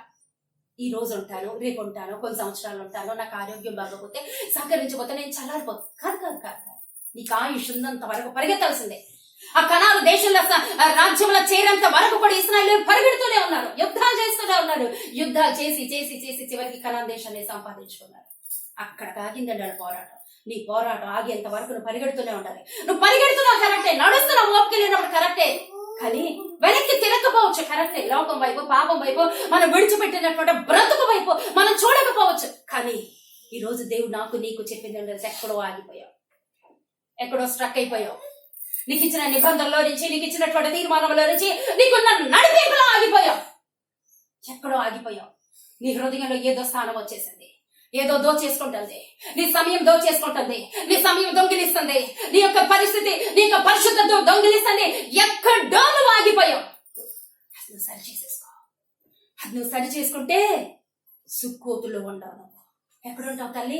బేతేలులో ఉంటావు. నువ్వు ఇప్పుడు ఎక్కడ ఉండాలనుకుంటావు? సుక్కోతు దగ్గర. అంటే అది శాపం. అక్కడ ఉండాలని మన ఆశ కాదు. ఎక్కడికి వెళ్ళిపోవాలి? మన ప్రయాణం ఎక్కడ? బేతేలుకి వెళ్ళాలి. బేతేలుతో దేవుడు నిబంధన చేశాడు. బేతేలు దగ్గర, యాకోబు ఇప్పుడు నేను ఇక్కడి నుంచి పంపిస్తున్నాను, మరలా నువ్వు ఎగిలిన ప్రతి ప్లేస్లో నేను దీవిస్తాను, ఆశీర్వదిస్తా, కానీ వెనక్కి రావాలి, వెనక్కి రావాలి. నువ్వు అక్కడ ఆగిపోవద్దు అన్నాడు. యాకోబు ఆగిపోయాడు. అలా ఆగిపోయి ఎవడైతే ఆ మామగారి ఇంట్లోనే ఆగిపోవచ్చు కదా. ఎందుకు అక్కడి నుంచి బయలుదేరి వచ్చాడు? ఆ మామగారి ఇంట్లో నుంచి బయలుదేరి వచ్చేసినప్పుడు అండి, రాత్రి వచ్చేస్తంటే తెల్లారి మామగారు కూడా, మీకు ఇంకో విషయం తెలియదు, మామగారు కూడా కొంత సైన్యాన్ని వేసుకుని అతనితో పోరాడాలని వస్తుంటే రాత్రికి రాత్రి మామగారితో మాట్లాడేశాడు దేవుడు. లాబాను, యాకోబు ఎవరు అనుకుంటావు? నా బిడ్డ. యాకోబుని ప్రత్యేకించుకున్నటువంటి వాడు, ప్రతిష్ఠించుకున్నవాడు. నేనే తిరిగి రమ్మన్నాను, నువ్వు ఆపడానికి వీలేదు. నువ్వు మంచైననో చెడైననో అతనితో మాట్లాడే ఆస్కారం కూడా నీకు ఇవ్వను, అధికారం నీకు ఇవ్వను. అతను బెదిరించడానికి కానీ, అతన్ని మరి జడిపించడానికి కానీ, అతని మరలా వెనక్కి తిరిగి తీసుకురావడానికి కానీ నువ్వు ప్రయత్నించద్దు. వదిలే, అతని తరపున నేను ఉన్నాను అన్నాడు. హల్లెలూయా. ఈ రోజు దేవుడు నీకు అర్థం కావట్లేదా? నువ్వు దేవుడి కొరకు నిలబడిపోతే, నువ్వు ఉన్నటువంటి పాత స్థితిలో నుంచి దేవుడి వైపు తిరిగిపోతే, దేవుడి యొక్క సన్నిధిలోకి వచ్చేస్తే, దేవుడి చిత్తాన్ని నెరవేర్చడానికి వచ్చేస్తే, దేవుడిని పక్షాన మాట్లాడబోతున్నాడు శత్రువులతో. నువ్వు మాట్లాడక్కర్లేదు ఇంక శత్రువులతో, నువ్వు యుద్ధం చేయక్కర్లేదు శత్రువులతో, నువ్వు పోరాటం చేయక్కర్లేదు శత్రువులతో. నిలబడిపో. దేవుడి కొరకు దేవుడు ఏది చెప్పాడో దానిలో నిలబడిపోయి ముందుకి కొనసాగిపోతూ ఎప్పుడైతే మనం ఉంటామో దేవుడు మాట్లాడతాడు. లాభంతో మాట్లాడు దేవుడు, మన శత్రువులతో మాట్లాడ్డా లాభాన్ని కూడా అక్కడ కొట్టి తన కూతుర్ని, తన యొక్క సమస్యని మళ్ళీ వెనక్కి తీసుకుని దొంగిలించాలా, అపహరించాలని వచ్చాడు. అపహరించగలిగాడా? దొంగిలించగలిగాడా? తన కూతుర్ని మళ్ళీ వెనక్కి తీసుకెళ్ళగడ? ఎవరు మాట్లాడారు? యాకోబు మాట్లాడా? యాకోబు పోరాటం చేశాడా? లేదండి. యాకోబు తరపున దేవుడు మాట్లాడాడు. హల్లెలూయా. ఈ రోజున నువ్వు దేవుడు అలా నిలబడిపోతే నీ తరపున దేవుడు మాట్లాడబోతున్నాడు. అదేనండి వాక్యం చెప్పే దేవుడు. అదే దేవుడు వాక్యం ద్వారా మనతో మాట్లాడేది ఏంటి? అక్కడ నేనేం చేశానో నీ జీవితంలో మరలా నేను చేయడానికి సమర్థుడని అంటున్నాడు దేవుడు. హల్లెలూయా. మన జీవితంలో మన తరపున మన శత్రువులతో పోరాడగలిగిన సత్తా దేవుడికి ఉందండి. అనుకోకవేళ లేకపోవచ్చు. నువ్వు నిలబడిపో దేవుడు. నువ్వు ఎప్పుడైతే దేవుడిలో నిలబడిపోతావో దేవుడు నీతో నిలబడిపోతాడు. నువ్వు ఎప్పుడైతే దేవుడి కొరకు నడవడం ప్రారంభిస్తావో దేవుడు సైన్యానికి ఆజ్ఞాపిస్తాడు, దేవుడి యొక్క సమూహానికి ఆజ్ఞాపిస్తాడు, దేవదూతల సమూహానికి ఆజ్ఞాపించి ఎవరు కావాలి? నువ్వు కావాలా? నీ యొక్క బంధువర్గం కావాలా? నీతో పాటు నిలబడి 4 మాటలు చెప్పి నీ వెనకాల తిట్టుకునే వాళ్ళు కావాలా? ఎవరు కావాలి? నువ్వెవరిని నమ్ముతున్నావు? నీ ప్రయాణం ఎక్కడికి ఉంది? నీ ఆత్మీయ జీవితం దినదినం సాగుతుందా? నీ ఆత్మీయ జీవితంలో ప్రతి రోజు ప్రార్థన ఉందా? అదే ఆగిపోతున్నావా సాగిపోతున్నావా అంటానికి అర్థమండి. ఆగిపోవటం అంటే ఏంటి? ప్రార్థన ఎంత వరకు ఉంది? వాక్య ధ్యానం ఎంత వరకు ఉంది? దేవునితో నీ సహవాసం ఎంత వరకు ఉంది? దేవునితో నీ సహవాసం ఎక్కువ ఉందా, లేకపోతే మనుషులతో సహవాసం ఎక్కువ ఉందా? దేవుడు ఒప్పుకోడండి. దేవుడు ఒప్పుకోడు. దేవునితోనే మన సహవాసం ఉండాలి. దేవుడితోనే మన యొక్క సాంగత్యం ఉండాలి. దేవుడితో నువ్వెంత సహవాసం చేస్తే అంతగా దేవుడు నీతో సహవాసం చేస్తాడు. ఇది కావాలో కోరుకుంటాను. ఈ ఆత్మీయ జీవితాన్ని, మన ఆత్మీయ జీవితాన్ని మనం కాపాడుకుందాం. దేవుడితో నిబంధన చేసుకుందాం. ఈ రోజు అడిగినటువంటి మాట ఏంటి? ఆ రోజు నేను చెప్పాడు దేవుడు, సాతాను నీ పట్ల ప్రణాళిక వేసింది అంటే అది సీతమ్మ వింటున్నావా? సీత తల్లి విను. ఎందుకంటే మనల్ని చంపేయడానికి కానీ, మన బలహీనతలు కానీ, ఆరోగ్యం కానీ, లేకపోతే మన అదేంటి వ్యాధులు కానీ తెచ్చేది ఎవరో తెలుసా? అపవాది. ఇక నుంచి నీకే అపవాది రాడు. దేవుని సన్నిధిలో ఉండి నిలబడి చెప్తున్నా, దేవుడి ప్రణాళికలోనూ ఉన్నావు. ఇంతవరకు వేరే ప్రణాళికలో ఉన్నారు, కానీ దేవుడు సెలవిచ్చింది ఏంటో తెలుసా? అపవాదిని ఆరోగ్యాన్ని దొంగిలించడానికి వచ్చింది. రోజున దేవుడు సెలవిచ్చేది ఏంటో తెలుసా? దాని ఆలోచన తల మీద కొట్టాడు. దేవుడు ఎక్కడ కొట్టాడండి? అది కాదు 3వ అధ్యాయంలో ఏం చెప్పాడు? దాని తల మీద కొడతాను నేను. నీ కోసం అది ఆలోచించలేదు. ఇంకా నాతో దేవుడు మాట్లాడే మాట, నువ్వు వెళ్ళి వాళ్ళకి చెప్పు. నువ్వు వెళ్ళి నువ్వు వెళ్ళి వాళ్ళకి చెప్పు. వాళ్ళ పట్ల సాతాను వేసిన ఆలోచనలన్నీ అసలు దానికి ఆలోచన కూడా వీళ్ళని అంటనీయకుండా, వీళ్ళని దొరకనీయకుండా దాని ఆలోచన పగల కొట్టానని తుత్తునీలుగా చేసేసానని చెప్పి అన్నాడు. ఇంకా సాతాను నీకోసం నా కోసం ఆలోచించలేదు. దాని పన్నగాలని నాశనం చేశాడు, లైఫ్ చేశాడు దేవుడు. నేనేసాను ఇప్పుడు వీళ్ళ కోసం ప్రయాణాలు, నేనేసాను వీళ్ళ కోసం ప్రణాళికలు అన్నాడు. 2వ రోజు ఏమన్నాడు? లేయా నిబంధన తీసుకున్నట్లుగా నువ్వు నా కొరకు నిలబడిపోతే నేను నీ కొరకు నిలబడిపోతా అన్నాడు. ఈ రోజు ఏమంటున్నాడు? నీ ఆత్మీయ జీవితం ఎలా ఉంది? నీ ఆత్మీయ జీవితం ఆగిపోకుండా ముందుకు సాగిపోవాలి. లోతు భార్య మనకు తెలుసు, వెనక్కి తిరిగి ఉప్పు స్తంభం అయిపోయింది. మనం వెనక్కి తిరగకపోవచ్చు, కానీ ఆగిపోయినా ప్రమాదమే, వెనక్కి తిరిగినా ప్రమాదమే. మనం ఏదైతే విడిచిపెట్టామో పాపమో, ఆ పాపం వైపు వెళ్ళిపోయినా ప్రమాదమే. పాపం చెయ్యం, కానీ నీ ఆత్మీయ జీవితం, నీ ప్రార్థన, నీ వాక్య ధ్యానం, నీ సహవాసం ఆగిపోయింది అనుకో, వేరొకరితో స్టార్ట్ అయిపోయింది అనుకో, అక్కడ కూడా మోసపోతాం. మనం కాదండి, మనం మాత్రమే కాదు, మన మీద ఆధారపడిన మన బిడ్డలు మోసపోతారు. మన తరతరాలకి శాపకరంగా మిగిలిపోతాం. యాకోబు మీద నిలబడిపోలేదా? 430 సంవత్సరాలు తన బిడ్డలు బానిసలుగా ఉంటారు. ఎవరి ద్వారా? ఎవరి మూలంగా? యాకోబు మూలంగా. చూసారు ఎంత శాపం పొందుకున్నారు. మనం అలా ఉండటానికి వీల్లేదు. ఈ రోజున మనం కలిగినటువంటి వారి కొరకు, మన బలహీనతల కొరకు మనం ఎప్పుడైతే పశ్చాత్తాపడతాం, మన నజరేయుడైన యేసయ్య 219 సంవత్సరాల క్రితం వచ్చి మన పాపాన్ని భరించి, శాపాన్ని భరించి, మన కొరకు రక్తం కాచి ఈ రోజు మూల్యం చెల్లించాడు. కాబట్టి మనం వెళ్ళిపోయి ఏం చేయక్కర్లేదు. యేసయ్య నన్ను క్షమించు, నీ రక్తంతో నన్ను కడుగు, నన్ను సిద్ధపరచు ప్రభువా అంటే దేవుడు క్షమించేస్తాడండి. దేవుడు మార్చేస్తాడు, దేవుడు అంగీకరించేస్తాడు. అటు ఏది కావాలి నీకు? సిద్ధపడిపోమ్మా. ఈ రోజున సిద్ధపడిపో. దేవుడి చిత్తం కొరకు సిద్ధపడిపో. దేవుడి యొక్క హృదయ సిద్ధపాటు కొరకు సిద్ధపడిపో. దేవుని యొక్క హృదయానికి మనల్ని మనం అప్పగించేసుకుందాం. కళ్ళు మూసుకుందామండి. మన ఆత్మీయ జీవితాలు సరిదిద్దుకుందాం. ఇంతవరకు మనం ఎలా ఉన్నామో, ఏం చేస్తామో, ఎలా ఉంటున్నామో, మన నడక, మన పడక, మన జీవితం ఎలా ఉంటుందో దేవుడికి తెలుసు, మనకి తెలుసు. కానీ ఈ రోజున దేవుడు నీతో నాతో మాట్లాడుచున్నది ఏంటో తెలుసా? నీ ఆత్మీయ జీవితం కాపాడుకో, నేను కాపాడుతాను. నీ ఆత్మీయ జీవితం మీదే నీ బిడ్డలు, నీ కుటుంబం, నీ వంశం ఆధారపడింది. వంశమంతా దీవించబడిపోయిందండి అబ్రహామును బట్టి. అలా నువ్వు నిలబడిపో అని అంటున్నాడు. నిలబడతావు, దేవుడికి చెప్పు. నిలబడతావు లేదా దేవుడికి చెప్పు. నేను వెనక్కి తిరగట్లేదు ప్రభా, ఏ పాపం వైపు తిరగట్లేదు, లోతు భార్యలాగా అనొద్దు. ఆమె తిరిగి ఉప్పు స్తంభమైంది. ఆగిపోయినా ప్రమాదమే. సుక్కోతు దగ్గర ప్రయాణం యాకోబు ఆగిపోయింది. అలా నేను ఆగకూడదయ్యా, నేను ప్రార్థనలోకి వెళ్ళిపోవాలి. నా ప్రార్థన ఆగకూడదు, నా వాక్య ధ్యానం ఆగకూడదు, నీతో నా సహవాసం ఆగకూడదు. నేను ముందుకు వెళ్ళిపోతాను ప్రభా, నన్ను నడిపించు తండ్రి అని ఈ రోజున మనల్ని మనం దేవుడి చేతులకు అప్పగించుకుందామంటే, ఈ రోజున మనల్ని మనం దేవుడి చేతులకు అప్పగించుకుందాం. చిన్న ప్రార్థన చేసి మనం ముగించుకుందాం. మహాపరిశుద్ధుడా, మహోన్నతుడా, సర్వోన్నతుడా, సర్వశక్తిమంతుడా, నీకు స్తోత్రం ప్రభా. ఈ రోజున నాతో మాతో మీరు మాట్లాడారు ప్రభా, మమ్మల్ని మీరు దర్శిస్తున్నారు ప్రభా. నీకు స్తోత్రం నాయన. దేవా నా తండ్రి, మాతో ఆ రోజు కొండ మీద మోషేతో ముఖాముఖిగా మాట్లాడినట్లుగా ఈ రోజు నువ్వు నాతో మాతో మాట్లాడుతున్నావు తండ్రి. అందుకే నీకు స్తోత్రాలు చెల్లిస్తున్నాను ప్రభా. అందుకే మీకు వందనాలు, స్తుతులు, స్తోత్రాలు చెల్లిస్తున్నాను తండ్రి.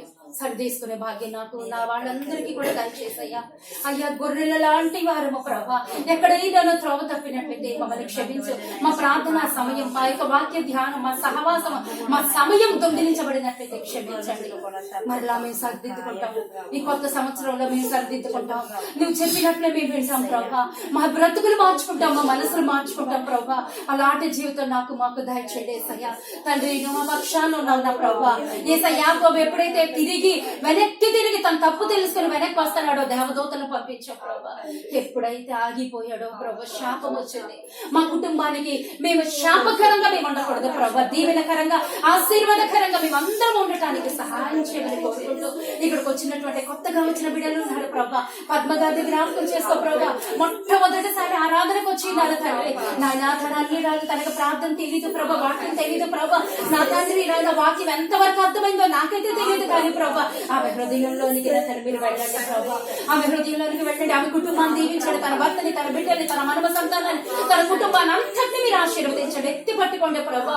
ఆ కుటుంబం చుట్టూగా నీ వేలితో గీత గీసొచ్చు ప్రభా. ఎటువంటి దుష్టుడు దుర్మార్గుడు ఆ కుటుంబంలోకి ప్రవేశించకూడదు. ఏ శాపము ఏది ఆ కుటుంబంలో ఉండకూడదు నాయన. ఆ కుటుంబం చుట్టూ తన అగ్గిని కంచి వేస్తాయా. నా తండ్రి నా ప్రియ సహోదరి మరణించేసి కొన్ని సంవత్సరాలైంది ప్రభా. నా సహోదరి ప్రభు ఈ రోజున ఇక్కడికి తీసుకొచ్చి ఉంటుంది నీ కృప. నా తండ్రి ఈ రోజున నువ్వు ఇక్కడికి తీసుకొచ్చి ఉంటుంది నీ కృపే ప్రభా. తండ్రి నీ కృప చొప్పున వచ్చిన బిడ్డనే నీ కృపతోనే నీకు పొంగి పొరలేటువంటి ఆశీర్వాదం ఆ కుటుంబంలో ఇచ్చి మీరు పంపించండి ప్రభా. నా సహోదరి మరియమ్మ గారిని తీసుకొచ్చిన ప్రభా. బిడ్డ ఏ ఆశతో అయితే వచ్చారో అది పొందుకుని ఏ శ్రామల బిడ్డ వెళ్ళింది గాక నీ బిడ్డకి ఇచ్చి పంపించు తండ్రి. నీకు స్తోత్రం ఏసయ్యా. నా తండ్రి నీకు వందనాలు నాయన. శార సిస్టర్ని బట్టి నీకు స్తోత్రం. నా తండ్రి జ్యోతి సిస్టర్ని బట్టి నీకు స్తోత్రం ప్రభా. సహోదరుని ప్రభా గాయకులుగా ఉంచావు నా తండ్రి, గాయనీయులుగా ఉంచావు. పాటలు పాడి దావీదువలే నిన్ను స్తుతించి నిన్ను ఆరాధించేటువంటి బిడ్డలుగా ఆ బిడ్డలు నువ్వు ఎంచుకున్నావు నా ప్రభా. ఆ కంఠాలు మీరు ముట్టండి, ఆ కంఠాలు మీరు స్వస్థపరచండి నా తండ్రి. నాయన నీ యొక్క సన్నిధిలో ఎప్పుడు పాడి స్తుతించాలి ప్రభా. అలాగే నువ్వు తండ్రి దీవించు నాయన. అయ్యా నా తండ్రి, నా తండ్రి, నా బంగారు తల్లి సునీతని దీవించు ప్రభా. నీ కొరకు ఎంతగానో తెగించుకుని తన బిజినెస్ వదులుకుని వచ్చింది ప్రభా. యేసునికి స్తోత్రం. నాతో బిడ్డ ఒకే ఒక మాట అంద ప్రభా, నాకు డబ్బు వద్దు, నాకు బిజినెస్ వద్దు, నాకేమీ వద్దు, నాకు నా దేవుడు కావాలి. నా దేవుడి కొరకు నేను ఏది మానేయటానికి నేను రెడీ. నా దేవుడితో నేనుంటే చాలని ప్రభా.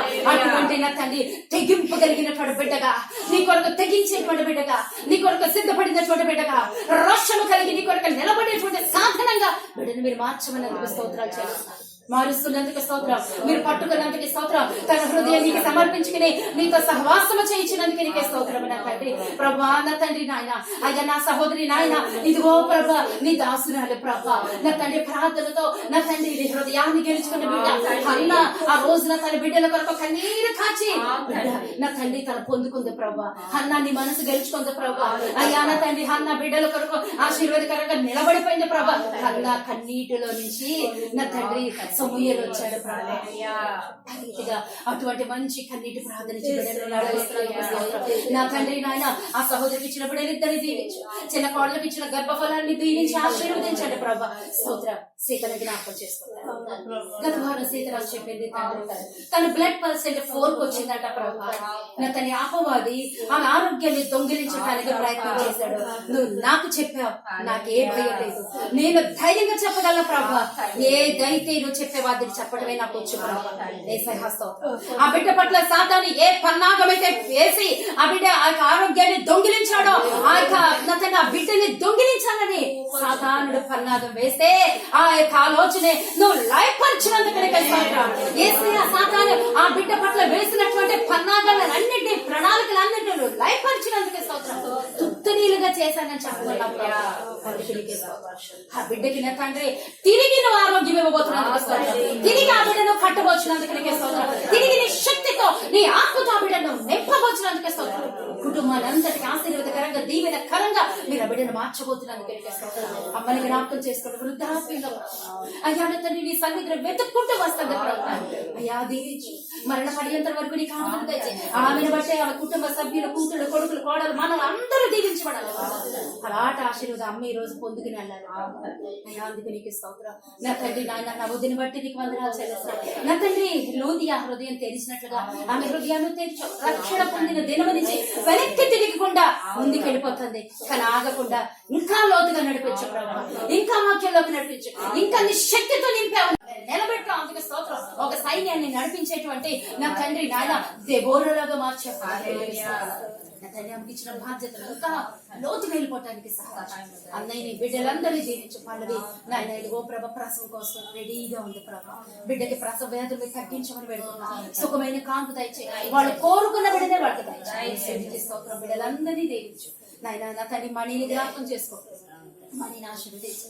కొడుకుని, కోడల్ని, మనవరాల్ని దీవించండి. తన భర్తని దీవించండి. వాళ్ళ చేతి పనిని దీవించండి. కూతురికి గవర్నమెంట్ జాబ్ ఇచ్చిన దీవిస్తున్నారు. అయ్యా బిడ్డలు మీ పాదాలు తప్పదిస్తాను. నా తండ్రి నా ప్రియ కుమార్తె సునీతని జ్ఞాపకం చేసుకో ప్రభా. నా తండ్రి నానికి స్తోత్రాలు చెల్లిసిన నా కష్టంలో సుఖంలో సంతోషం పాలు పొగ్గులు పొందినటువంటి బిడ్డ ప్రభా. సునీతని దీవించు ప్రభా, ఆశీర్వదించు ప్రభా. ఏసయ్యా నా తండ్రి పౌలు ఒక మాట అంటాడు ప్రభా, తిమోతిని చూసి. నా తండ్రి పౌలు తిమోతిని చూసి అంటుంటాడు, ఇతడు నా ప్రియ కుమారుడు అన్నాడు ప్రభా. అయ్యా అందుకు నీకు స్తోత్రాలు చెల్లిస్తున్నాను తండ్రి. నాయనానికి వందనాలు చెల్లిస్తున్నాను. ఆ తిమోతికి ఇచ్చినటువంటి నడిపింపు, అటువంటి సిద్ధపాటు పౌలుతో చివరికి చనిపోయేంత వరకు తిమోతి పౌలుతోనే ఉన్నాడు ప్రభా. చివరి పత్రిక కూడా తిమోతికి రాసి చనిపోయాడు ప్రభా పౌలు. అలాగే నా కుమార్తెని ప్రభా మీరు ఉంచమని, తన భర్తని తన బిడ్డని దీవించు. తన చెల్లెలు మ్యారేజ్ కోసం ఎంతగానో కనపడతాను. నన్ను దీవించు, మనందరినీ దీవించు. అయ్యా నా తండ్రి ఈ రోజు రాలేనటువంటి వారిని కూడా దీవించండి. ఎందుకు పలికినని నన్ను జ్ఞాపకం చేసుకో నా తండ్రి. నీ పాద సన్నిధిలో నా తండ్రి నేను ఒక ధూళి లాంటి దాన్ని నన్ను జ్ఞాపకం చేసుకో ప్రభా. ఒక విజ్ఞాపన కర్తగా నన్ను నిలబెట్టు, ఒక నమ్మకమైన సేవకురాలుగా నన్ను మార్చు. నాకు ఏ ఘనతలు, ఏ ధనం, ఏ అర్హతలు నాకేమొద్దు ప్రభా. నీ సేవకురాలుగా నేను ఉండిపోతే నాకు చాలా ప్రభా. నీ చిత్తాన్ని అంతటి నెరవేర్చేటువంటి నీ సేవకురాలుగా నన్ను ఉంచు ప్రభా. నా కుటుంబానికి ఆశీర్వాదకరంగా ఉంచు ప్రభా. నా బిడ్డల్ని, నా భర్తని దీవించు. నా కుటుంబాన్ని అంతా నీ పాదాలకు అప్పగిస్తు. నా కుమార్తె నాయన టోనీ మ్యారేజ్ విషయం కూడా నీ పాదాలకు అప్పగిస్తు. మమ్మల్ని అందరినీ దీవించి ఆశీర్వదించమని, ఈ చిన్న ప్రార్థన ఆలకించమని, మీరు మా మధ్యలోనికి వచ్చి మీరు మాతో మాట్లాడి మమ్మల్ని నడిపించి ఈ చిన్న కూడికి మీరు సారథ్యం వహించినందుకు నీ పాదాలకి వందనాలు చెల్లించుకుంటుంది. దీనికి సాగిలపడి నమస్కరిస్తాం. నీకు వేల వేల కృతజ్ఞత ఆస్తుతి స్తోత్రాలు చెల్లిస్తాం. యేసుక్రీస్తు నామములో అడుగుచున్నాం తండ్రి, ఆమేన్. పరలోకమందున్న మా తండ్రి, మీ నామం పరిశుద్ధపరచబడును గాక, మీ రాజ్యం వచ్చును గాక, మీ చిత్తము పరలోకమందు నెరవేరినట్లు భూమి యందు నెరవేరబడును గాక. మా నిన్న ఆహారం నేడు మాకు దయచేయము. మా అపరాధం చేసిన వారిని క్షమించే ప్రకారం మా అపరాధములను క్షమించు. మా శోధనలోనికి తెగవచ్చు. రాజ్యము, బలము, శక్తి, మహిమ నిరంతరము నీవైనా. ఆమేన్. యేసు రక్తమే జయ, శిలువ రక్తమే జయ. ప్రవేశనానికి సంపూర్ణ జీవం కలుగును గాక. ఆమేన్.